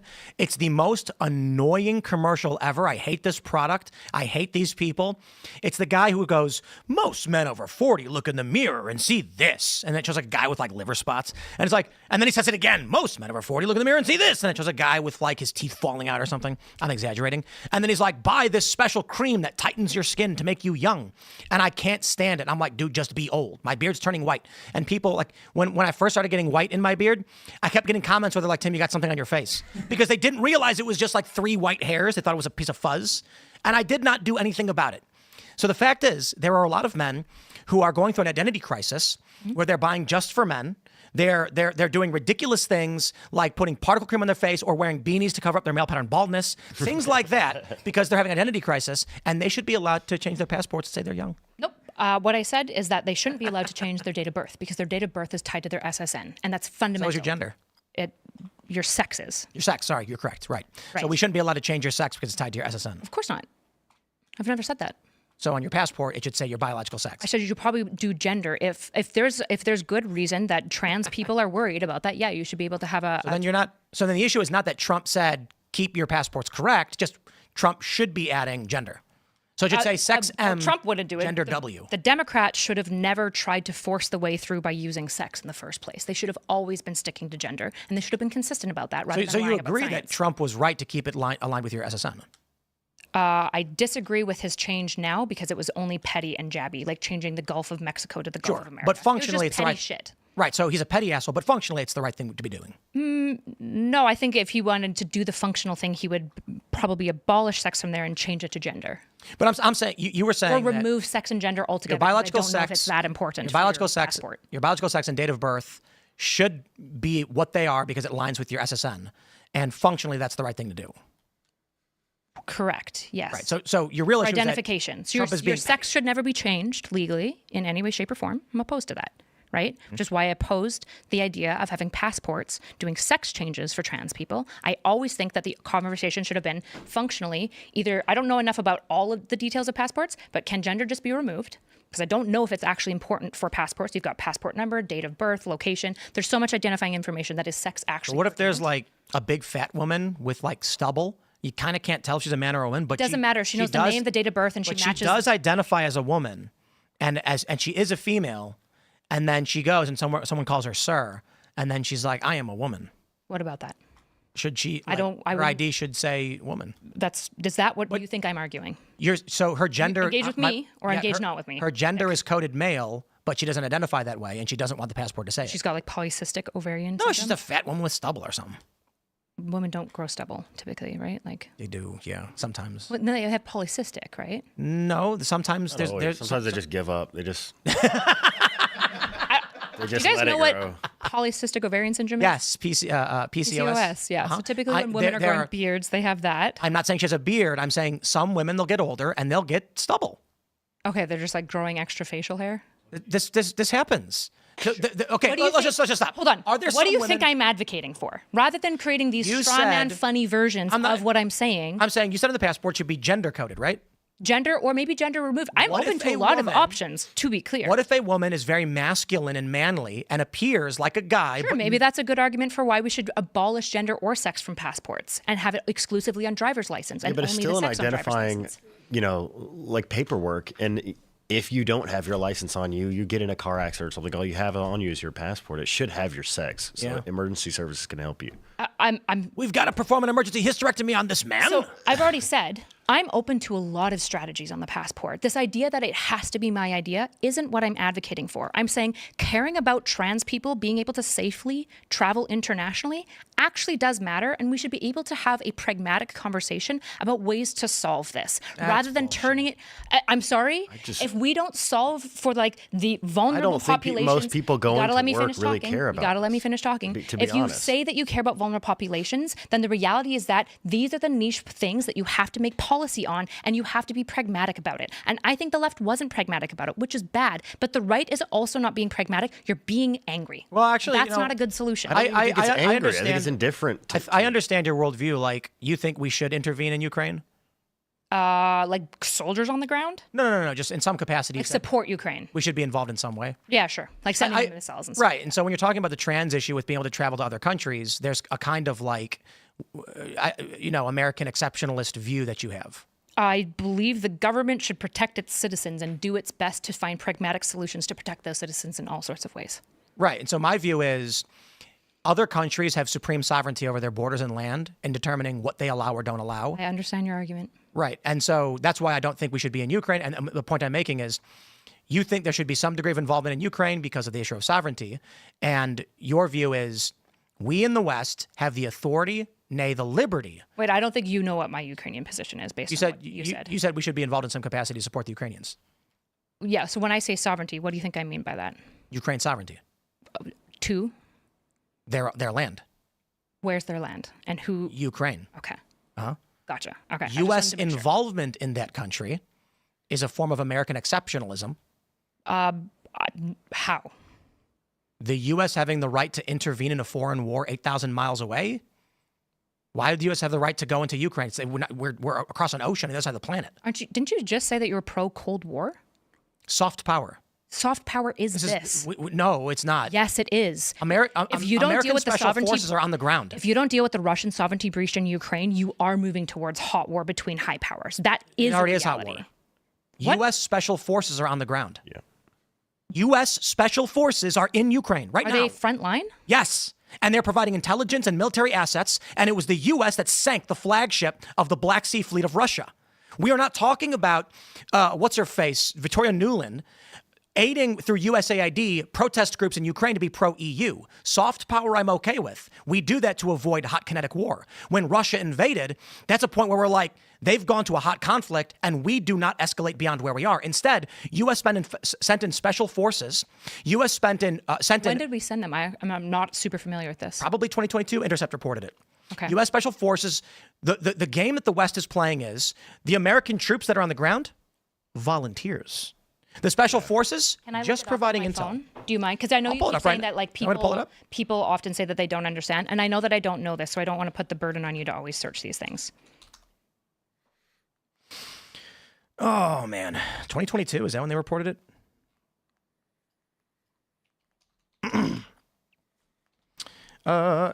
Let's see here. One former special, I think it was Delta Force. Was it Delta? I could be wrong. And you said frontline, right? Yes. Okay. So now let's clarify. They are not pulling the trigger, and that's the point I was making. The game that they're playing is the U.S. individuals that are trained by the military and former military that are shooting at Russians are volunteers. And the special forces that work for the United States that are there are providing intelligence.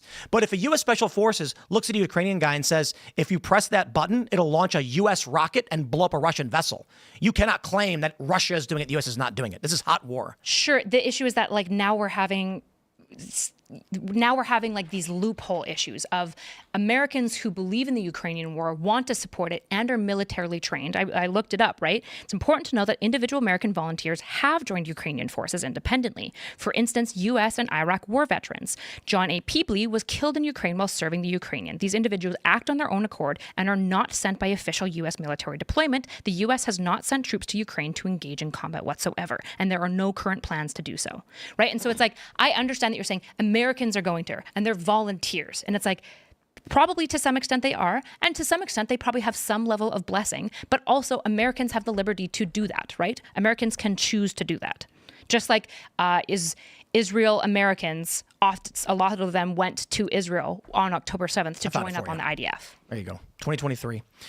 It was reported earlier in several months prior by The Intercept that Western special forces were on the ground directing the combat operations for Ukraine. And what they've done is there's U.S. personnel actively pulling the trigger and shooting, but they're former military. Former. Not under the command of... So here's the game. I love this. U.S. Special Forces and U.S. intelligence direct the Ukrainians who direct their volunteers who are American. This is a hot conflict. It's a hot war. The U.S. is involved, and we've got U.S. military in Poland training people for this conflict. If this is a hot conflict, then like most of our like proxy wars were hot conflicts directly between Russia and U.S. And it's just not, right? I understand that you're looking at this and being like, hold on. This is a loophole, which I might even grant. Vietnam was a proxy war with the communists, but we were actively fighting the Viet Cong. The U.S. was in Vietnam aiding what's the name of the... When I'm saying proxy wars, I think most people, I'm at least referencing Middle East, right? That's typically the areas that we mean when we say Cold War proxy. The reason why this is not a proxy war is that U.S. individuals under the guidance of Ukraine, under the guidance of U.S. Special Forces and U.S. Intel, are shooting at Russians directly. We're not a proxy with Russia. We have U.S. citizens shooting Russians. In the former proxy wars of the Cold War, like in North Korea and in Vietnam, U.S. troops were aiding the forces there to fight the other forces there. That's a proxy war. Are U.S. troops not allowed to volunteer? They're not U.S. troops. They're former veterans and contractors who volunteer. Yeah, sure. Are U.S. citizens not allowed to volunteer with foreign militaries? They're allowed to volunteer wherever they want. Okay. Are they being funded directly by the American military? Like, is the American military paying these people to go? You want to play? We can play a game of semantics. It's not a game of semantics at a legal level, right? We can play a game of semantics and say they are not directly funded by the American. This is what you're going to get from like the defense secretary. He's going to say no U.S. dollars are being spent to send these people to Ukraine. They are there of their own volition. And then what the truth is, but we do give the money to Ukraine and tell them to pay these guys. So the volunteers who join the Ukraine foreign like army or whatever, like they call it the volunteer coalition, but the private military contractors get paid. Sure, they go there and they probably get some money from the Ukrainian government for what they're doing, which is American money funneled through the Ukrainian government. Not just American money though, right? It's the Ukrainian money, American money, and probably EU money and British money. Mostly U.S. money.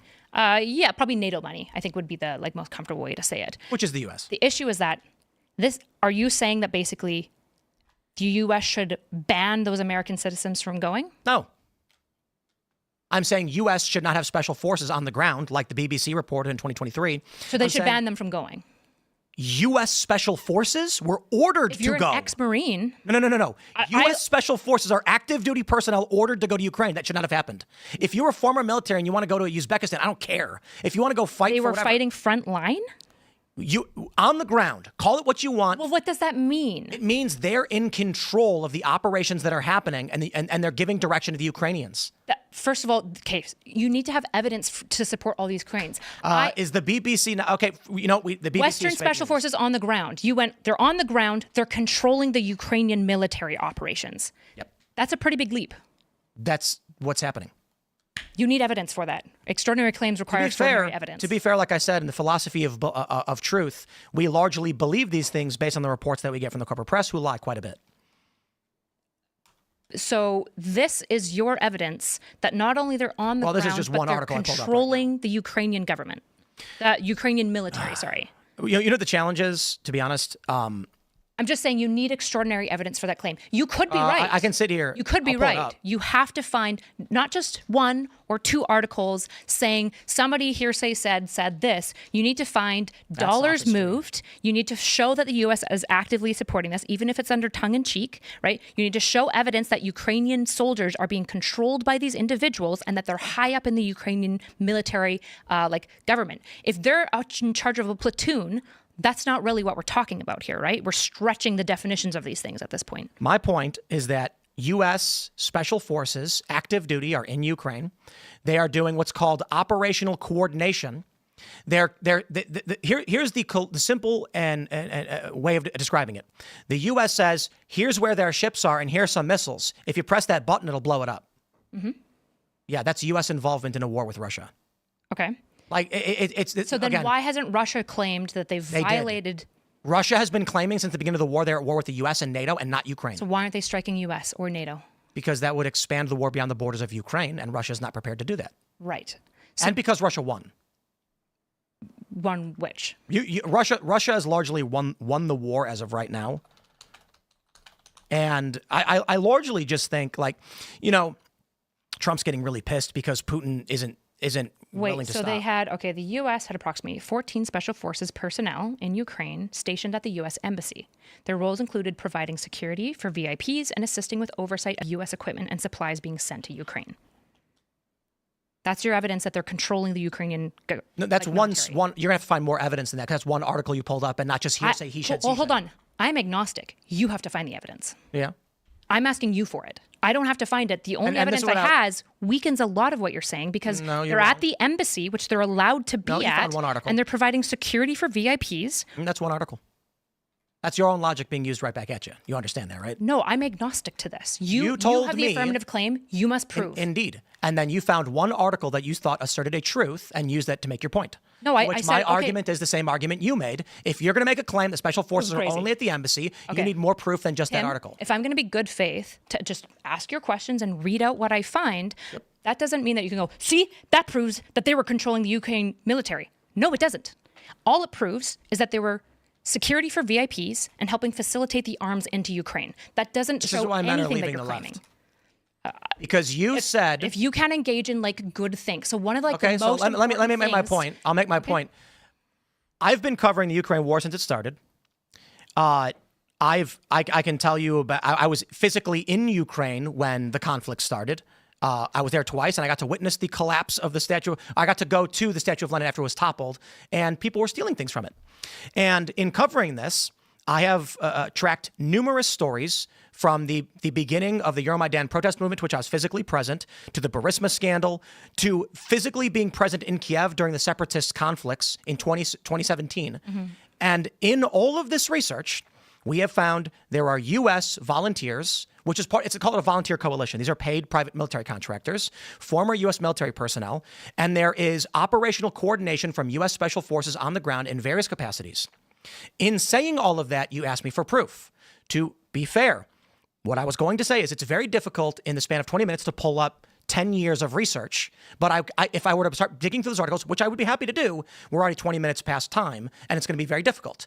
You then said you can't pull up one article. That's not what I said. You said you're going to need extraordinary claims require extraordinary evidence. Correct. And if you're going to pull up this article that's a he said, she said, it's not enough. And then you literally pulled up an article of a he said, she said to make a counterclaim.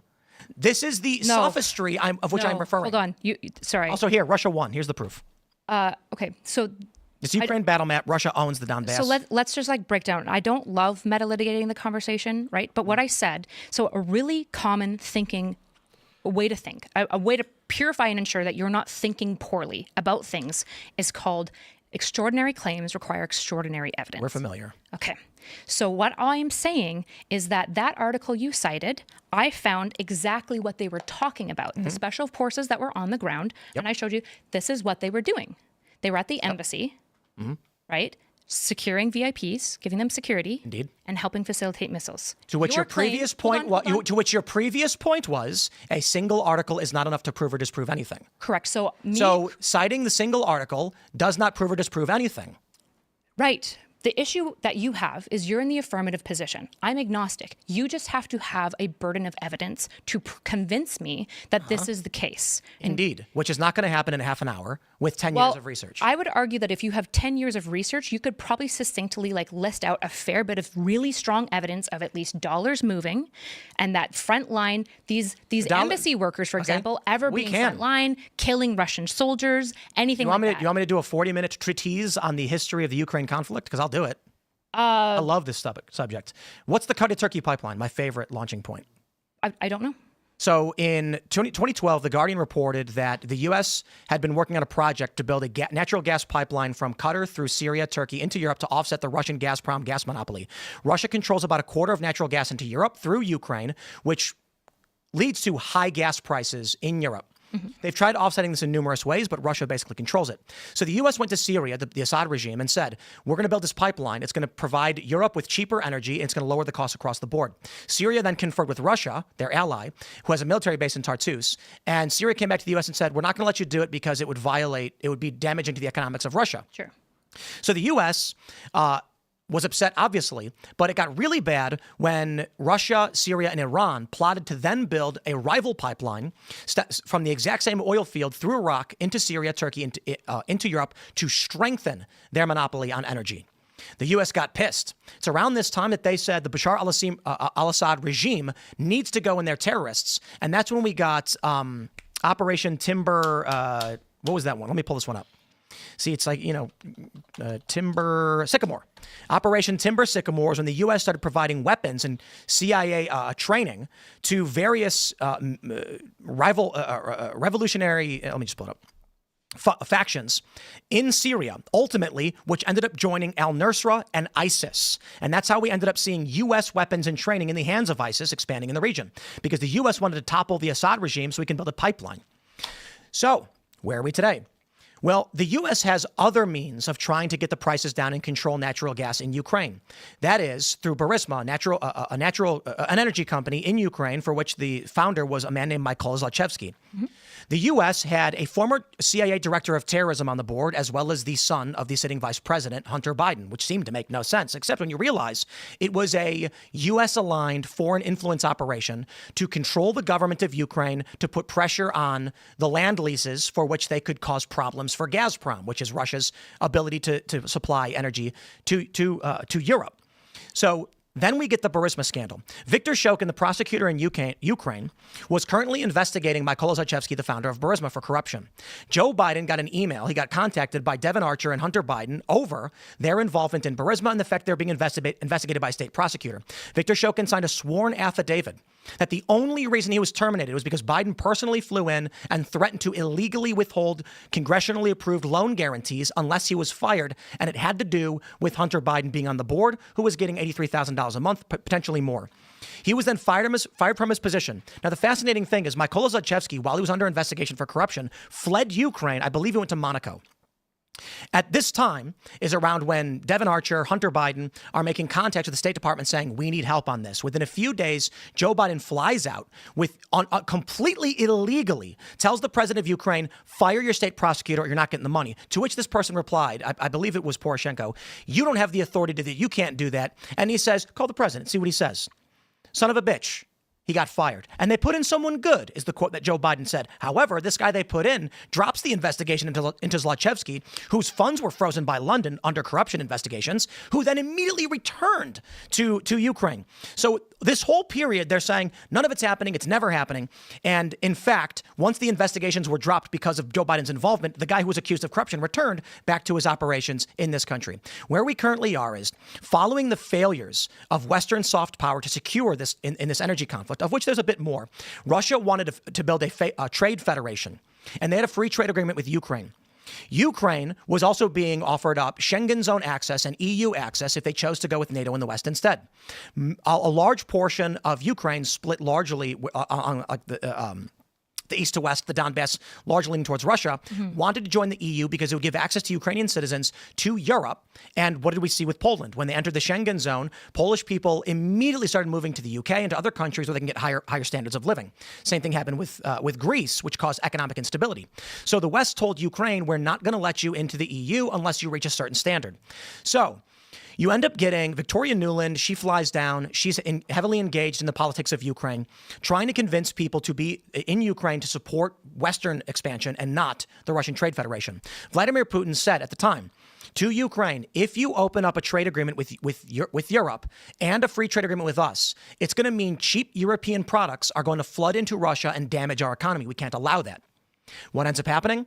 The Euromaidan movement ousts Viktor Yanukovych, stripping all Russian interests, Russian-aligned interests from the country, and puts in power an administration that was more pro-West. And Vladimir Putin says, I'm not going to lose this soft power battle, even if I have to invade. The first thing they did was dispatch their troops from Sevastopol to claim Crimea got a referendum. And they had their referendum, which I think is largely fake bullshit. They just walked outside and said, hey, look, everybody's Russian now. Crimea, however, had in the past voted for independence and were blocked illegally, I would argue, by the Ukrainian government in the 90s. This ends up with a separatist movement emerging in the East. Outrage, the president, who was duly elected, was removed in what people who are pro-Russia would call a coup. But at the time, they were saying an illicit removal of the president of Ukraine.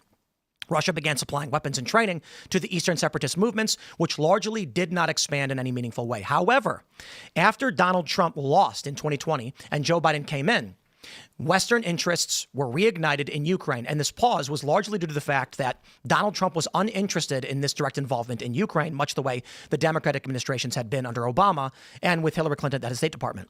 Once Joe Biden got in and started to re-up U.S. interests in the region, largely over getting cheap energy into Europe, Russia then decided to do a hard invasion. I think they were wrong to do it. I think they had lost the soft power battle. I think soft power is an appropriate means of force in winning conflict. But I admit that soft power can often lead to hard conflict, but I'm not so stupid and naive to think that wars don't happen. Russia crossed the line militaristically.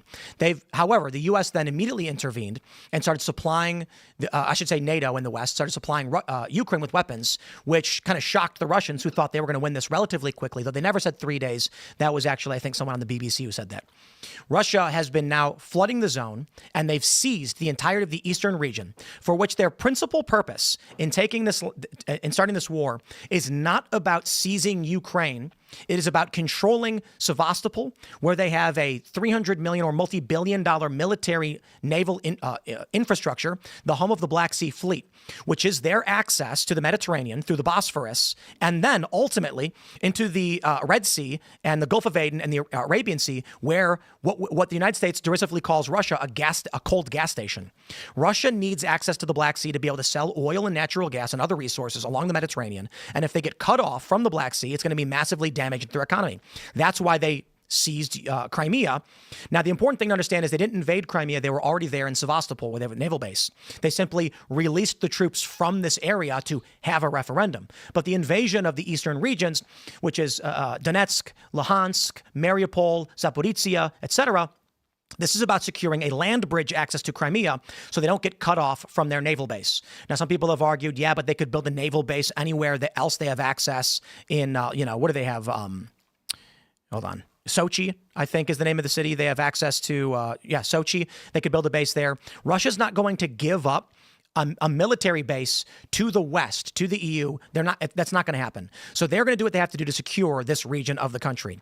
Now, we can look at a few other instances where I would argue that our involvement in Ukraine has been bad for us. That was Germany accused a Ukrainian national of bombing Nord Stream 2, and Ukraine is accused of engaging in actions like this to create public support for U.S. and Western involvement in this country. So, all in all, the U.S. should not be meddling in the foreign affairs of the Middle East and Eastern European nations for the purpose of securing cheaper gas and energy for NATO.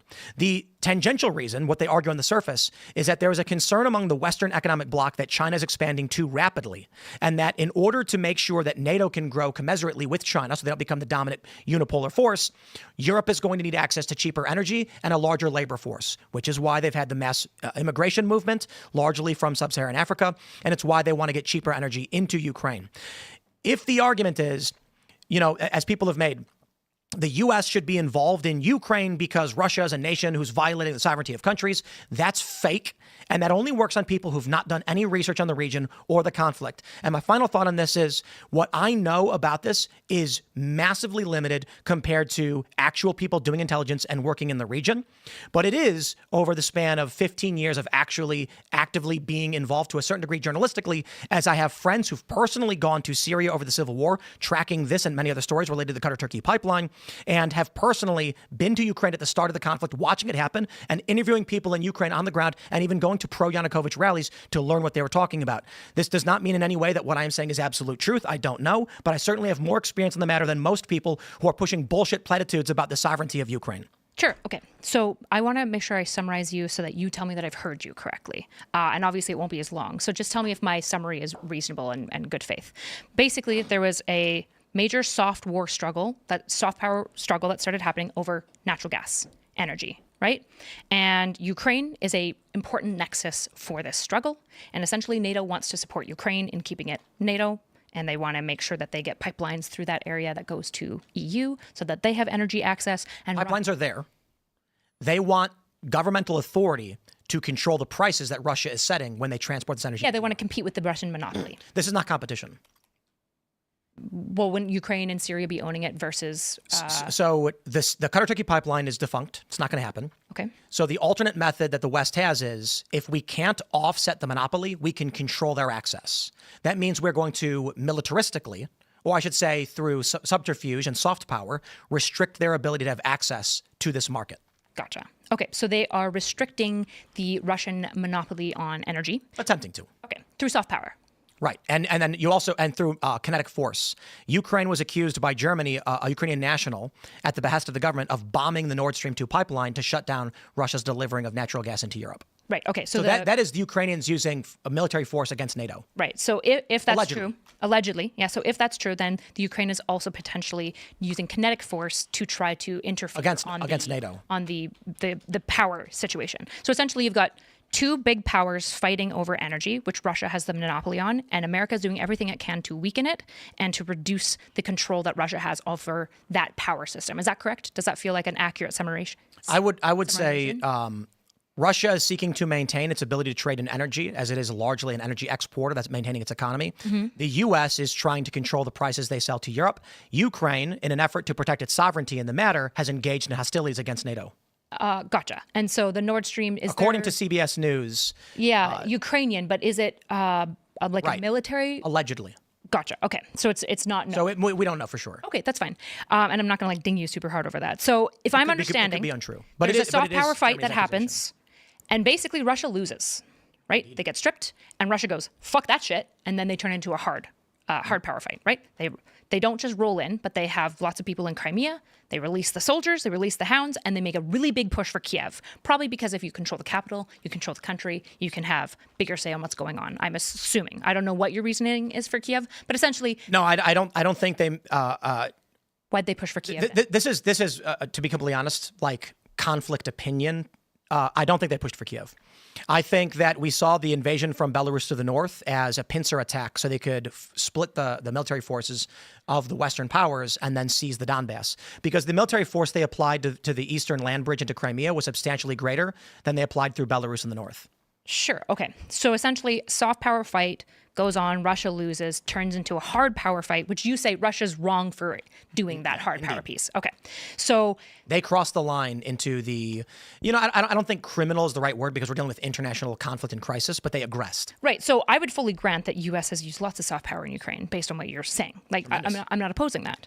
What I was asking for is evidence that right now there is U.S. sanctioned soldiers that are operating frontline, fighting, killing Russian soldiers, and controlling the Ukrainian military system to fight Russia directly, that we're in basically like a pseudo hard war. Right. What I offered up this- was a treatise on the history of the Ukraine conflict. I didn't say I could have spent the last 20 minutes Google searching articles. Sure, it's just that's what I asked evidence for. So like I'm granting you all of this history. The issue is that doesn't necessarily prove the extraordinary claim, which is that U.S. is controlling the military of Ukraine and telling it what to do and has all this stuff. I'm sure that it's important for training. I'm sure that it's important for facilitating in ammunitions. And I'm sure that it is motivated to have Ukraine not lose to Russian control. But that isn't the same thing as what you're claiming. Was this the guy who was Well, we did go over, and we do have to wrap soon, but let me see if this is the guy. Joseph Kofer Black, was that his name? When the CIA installs, when CIA directors are installed as board members of foreign energy companies, we tend to ask ourselves, what is the CIA doing in Ukraine? And when you have the son of the vice president on the board alongside a CIA director, and, going back to the history of this and U.S. involvement. Wait, don't we know why the CIA would be involved in Ukraine? There's a soft power struggle for control, right? Which, to my point is right now, first, let me say, I'm not going to pull up every article on what's called operational coordination in Ukraine.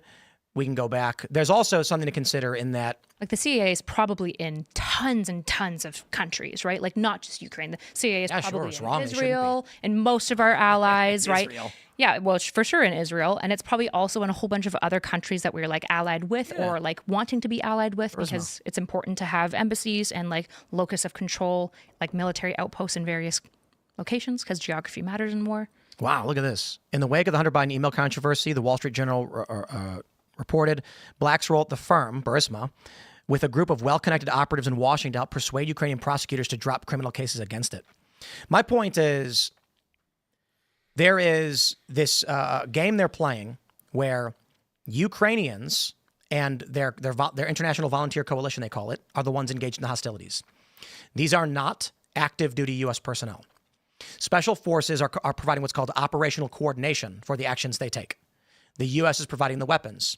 The intelligence and the weapons that were used to sink the flagship of Russia's Black Sea Fleet was the United States. Yeah, we're sharing intelligence with them. But having a U.S. military personnel look to a Ukrainian and say, if you press that button, my missile will be fired that will blow up a Russian vessel, it's silly to argue that's the Ukrainians who did it. The issue is that if all of the Ukrainians are rallying behind it, they support the war, they don't want to like lose the certain lands like the Donbass and Crimea, and they're like have large tremendous support for what's going on, I'm sure that I think one of the largest mass migrations in human history is the Ukrainian exodus. I'm sure people are fleeing the war, but that doesn't mean that Ukrainians aren't also supporting the war, right? Like lots of times civilians flee war torn. Like lots of Afghanis left as well. That doesn't. They're not having elections either. The president. Aren't they in martial law right now? You don't typically do elections during Lincoln did. Sure, but like did Churchill even do that? I don't know if I don't know about I think elections ceased during World War II for most of the democracies involved, right? It's like super standard that democracies stop doing elections because if you're all of your well, hold on, let me like finish this argument, right? If all of your money and your energy is invested towards fighting off what you view as an invading enemy, you don't have time to coordinate very expensive elections to go to the polls. This is why martial law got instated after Lincoln, because Lincoln instated martial law, suspended habeas corpus, arrested politicians, and still had an election. So do you think that like Winston Churchill was stupid for not having an election? Is it true that he didn't have an election? I'm not sure, but if he didn't, would that be stupid? It could go either way depending on the circumstances. I don't know. You're talking about hypotheticals you don't even know the facts around. Sure. The hypothetical is that most democracies, when they have martial law, don't have elections, which I believe is true. And Except us. Huh? Except us. You guys have also suspended elections during war. Which ones? I'm not sure. My understanding is that you guys have. You can look it up. Maybe. We have gone way over, so we do got to go. But I don't know if we have. Abraham Lincoln famously held an election despite arresting a bunch of state legislators in Maryland, threatening to arrest the U.S. has never suspended or canceled an election due to war, even during Civil War, World War I, and World War II. Is that because they ended before the next election? No, Lincoln had an election in the Civil War. They just excluded the rebelling states. Sure. So the argument from the Ukrainians is we can't hold elections in the occupied region, so we can't have an election. It's like, what? The U.S. did. They're not like us, I guess. Whatever. I'm just saying. Let's just say this. Let's just say the U.S. has no boots on the ground at all, for the purpose of argument. The U.S. should not be involved in Ukraine in this conflict. I just disagree with that. So, to what degree do you think the U.S. should be involved? I think that it should be sending support, arms, helping the Ukrainians fight off the invasion. And my final thought is, once again, why young men don't want to be on the left or associated with Democrats. Is not because of the Ukrainian war. I'm saying a component is largely 70, like I mentioned, 70% of millennial women voting in favor of war policies, advocating for escalating a conflict to which could result in World War III, to which Russia recently threatened to Donald Trump after Trump called Putin crazy. And you got a bunch of young guys who are in Gen Z who are first in line to be sent. I got to tell you, Ukraine. there's not a single exit poll where young men cite the draft anywhere near the top of the reasons why they switched. No, I'm just saying it's a grain of sand making a heap. The issue is that I'm really interested in the heap, which is what we came to talk about, right? Which Right, is and there's a few grains that are related to the fact that young men have to fight and die in wars and don't want to be involved in it, and they're being told they should by women who don't. it's not even by women in this case. Like the No, I'm saying you specifically. war of Ukraine. Well, first of all, I'm for women being drafted. So I'm a woman saying My point is equal. And second of all, I'm also saying Gen Z- this isn't women. In the case of it is. Warhawking, it's men and women. It's governments, right? Except the issue right now is that millennial women are 2-1 Democrat, and Gen Z women are like Why? 3-2. Why? Is it the draft? I think social order. Like, why are women pro-war Ukraine? Like, it doesn't make any sense. Most women probably don't have too many thoughts about Ukraine. By and large. But you get all the Democrats in Congress waving Ukraine flags and inviting their president to our country and offering him money, and then you go to like we're in a rather mixed area, but if you go to like the Gap, it's the city they call the Gap. There's like Trump signs and then Ukraine flags, and I'm like, what the fuck are these people flying Ukraine flags for? Who are these people? Probably a lot of them are Ukrainians. And Democrats are skewing female on the younger generations. Sure, but it's again. They're not Ukrainians, man. It's not about the draft, though. This idea that like the left, No, it's about support the for left is war. like deranged and obsessed with Ukraine is just like super not true at all. In fact, the Ukrainian war stopped being interesting to most average left people, like probably 4 weeks, maybe 5 weeks. Democrats are after that. pro-Ukraine. Yeah, And- but and my point- I think Republicans are too. Half. Yeah. There's that horseshoe theory. It shows the maps of Right, like Israel Trump and is being Ukraine. like, no, like Putin's doing a lot of bad stuff. He needs to stop doing what he's Ego. doing. Okay, we do got to wrap You it don't up. think that Trump would be opposed to Russia having like a monopoly on energy? Energy is the greatest bottleneck of all GDP and all growth in all countries in the think- entire world. I It's the think Trump most is important mad thing. because he wanted to go in there and say, Putin, knock it off, and Putin told him to fuck off, and he was like, what? So I don't think Trump cares about Ukraine. I think he's personally slighted. But we've gone way This over. is an unfalsifiable worldview now. That Trump is egotistical. No, that essentially it's like, well, Republicans are anti-war except for when they're upset, and then when they're upset, it's justified, and then Trump is on, that's justifiably. It's just like it's all. That's the sophistry I've been talking about. Sorry, you're the one like engaging in this circle, right? You made a point about Trump in Russia, and I said Trump's got an ego, and now he's pissed off at Russia. What does that have to do with like the Republicans factions of supporting the right? Ukrainians? Yeah, they half maybe. Okay, yeah. So Republicans, at least half of them support Ukraine.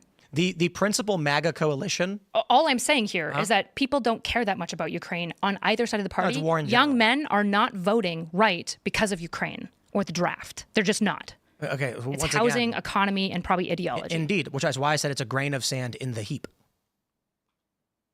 I didn't say literally the only reason anybody wants to go to the right is because they're angry about Ukraine's about U.S. involvement in Ukraine. Well, Never said it. sure, but then you also like flatten things to like, see, this is the reason why men are leaving the left because of the draft, and it's like, No, this I didn't isn't say the it. draft. You it's did. It's women wanting to send men. You to said war. that. But when I say this, I'm No, referring. no, you were referring to me. Yes, the sophistry. No, you were saying that I believe that men should go to war. I'm a woman who votes left, right? Yeah. Okay, so that I'm the reason that men are going to the right. And I'm saying, Let's just try this. this is not it. Philosophically, the point I'm making is there's a dude sitting back watching this right now who doesn't know much about Ukraine at all nor cares. And he's like, why is this lady so hell bent on like us being involved in this war? That's my point. Because sovereignty matters. It's important that Russia doesn't push borders, which it has always done. You can talk to Why? Belarus and Why is it Poland. important? Because Russia has a historical history of being highly tyrannical. What about China? And consumptive. China is like that, but not really. What do you mean? China's They've been sinking ships in the South China Sea. They've been killing Vietnamese fishermen. Yeah, China is expansionary, but they're expansionary around the 9 dotted line, which is very different than Russia's expansionary. They're flying sorties over Taiwan. I just don't know why we're comparing these two countries. China does lots of bad Because stuff too. other I'm not really countries pro-China. exist. Yes, we live in a society.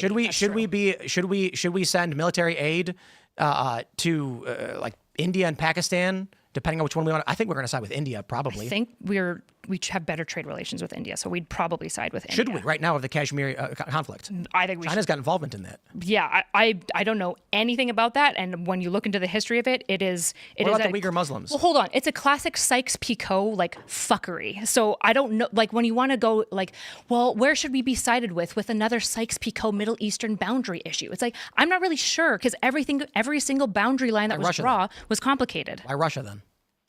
Why should we oppose Russia? Why is Russia more important than literally any other border conflict in the world? Because they're the greatest superpower opposing America. Russia is, Yes. not China. China's probably competing now because Russia's like blown a lot of its money on the war. How many people live in Russia? I don't know. More live in China. The problem is Yeah. that they're not educated, right? I think How much money is spent to influence? Wait, what's the literacy rate between Chinese and Russians? I'm going to guess Russians are more literate than Chinese. So their workforce. I don't is think so, probably more actually. Really? I don't know, but I'd argue that a communist system is going to have higher rates, either lying about it or forcing it. You know what I mean? Very, very unlikely. I guess if they just keep excluding like ethnic minorities and things like that, then they're going to have a high literacy rate, though. Yeah, like China is like a new threat to the global order for sure, and I think it would be better if we try to find a way to have peace with them. Absolutely, I'm for peace by and large. What I really want in the world is that we have trade negotiations and relationships with everyone so that there's economic benefit for everyone to work together. I think we should use the systems of capitalism that is good at turning human greed and power consumption to good ends, which is things like having trade negotiations with countries that we have tensions with. This is the Israel model for making peace with like Bahrain and the UAE. And I think it's a good model. It's what America did to have peace with the What do you think multiple about other Burma? countries. I don't know anything Why about not? Burma. Why don't I know anything about Burma? Because I can't know all infinite things. So I'll frame it this way then. There seems to be a social order to the interest in Russia that doesn't exist for other nations. Probably, yeah. And so when it comes down to, once again, a guy sitting back drinking a Coke or something or a Spindrift and watching a show like this or Liquid Death, he's like, I don't know why I should care about Russia over literally any other conflict in the world. You shouldn't. You should care about housing, economics, and the fact that like you feel that you have no purpose. And Yeah, we do, but then I also have children. You know what I mean? I'm the guy, and I also have children, and I don't feel like raising my son to potentially be drafted for some hot war. I mean, because we're getting more and more involved in this. Nobody wants to go. But you can say it's easy to say that without skin in the game. Well, no, it's. No, because if I have sons, I also don't want them to go to war, and I have a husband, and I also don't want him to go to war. But you'll sit and vehemently advocate for this stuff. Well, hold on. I've advocated for peace and economic trades, and I think war is always a tragic situation. I would agree with you that when the soft war was won in Ukraine, Russia shouldn't have invaded. That was bad. But what do you think would happen if the U.S. had zero involvement in any capacity or NATO in Ukraine? Ukraine would have been consumed by Russia. And what does that look like afterwards? For Ukrainians? Yes. Probably not very good. Why? Because the entire history of Russia consuming, particularly Ukraine, who seem very, very rebellious and resistant to being consumed, is fractious, Holodomor, not good.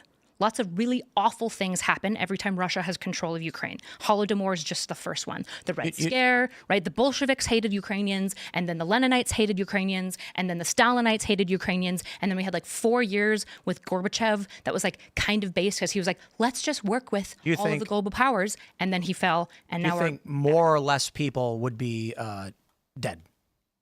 In Ukraine? Yeah. Probably less people. So more Ukrainians would be alive. There's things that you value more than your life. Should the U.S. be involved in someone else's ideological battle is the question, I suppose. We involve ourselves in other people's ideological battles all the time. And that's another grain of sand in the heap of why young men are moving to the right. I don't know how. I guess I would tell young men. I would tell young men. I'm sorry. You need to look at foreign systems and how they work. If you don't want America involved in like other countries, then isolationist policy. Yeah, we're not talking about isolation. See, that's sophistry right there. It's not sophistry. It's not isolation. What's the alternative?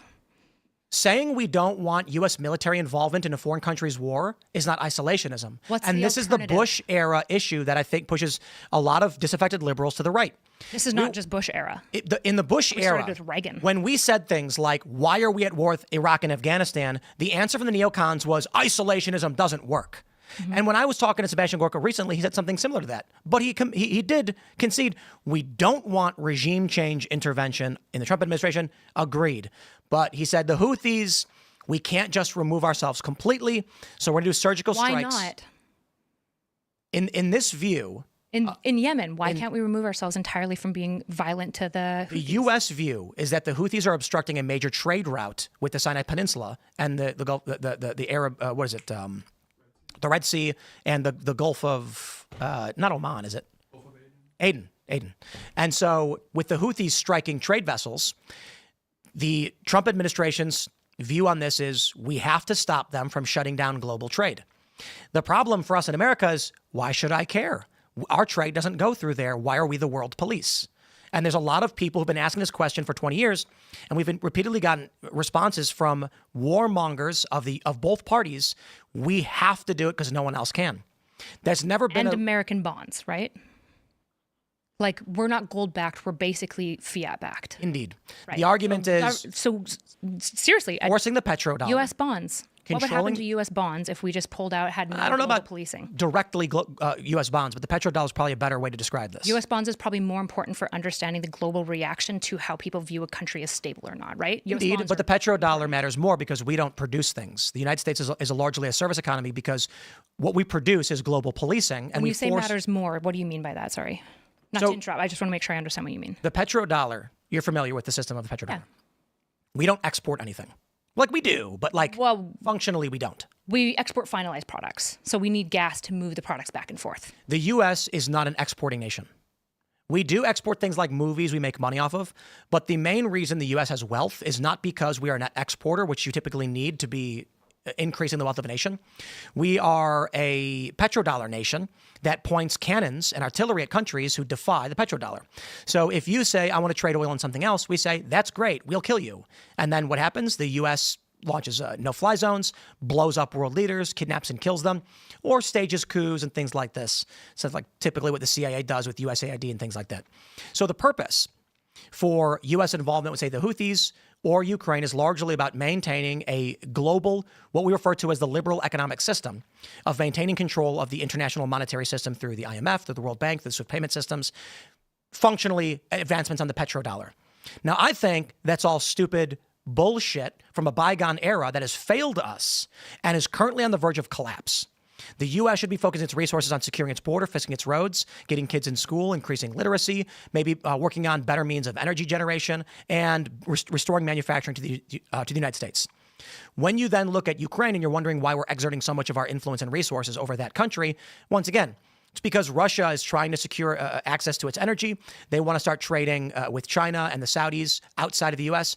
The U.S. just lost their 50-year contract with the Saudis, so we're now going to start trading oil outside of the petrodollar, and we're at a risk of World War III because of this. However, we're an hour over. I do have to go. Sorry. Thank you for coming. No, I'm sorry. Thank you. This was fun. And Nacho, it was great having you as well. Sorry for not talking about men and talking about Ukraine for okay. 2 hours. I came prepped about men and should have prepped for Ukraine, apparently. Although I'm not the expert on Ukraine, you can have. We got a nice lecture though. I don't even consider myself to be an expert, but I certainly think that I know more, having just experienced a bit of it. But I'll leave it at that. My friends, this was fun. And thank you for going extra on everything. There's food downstairs. We are going to be back tonight at 8 p.m. for youtube.com. So I'm sorry, rumble.com/Tim Castello, excuse me. And 8 p.m. we will see you there. It'll be fun.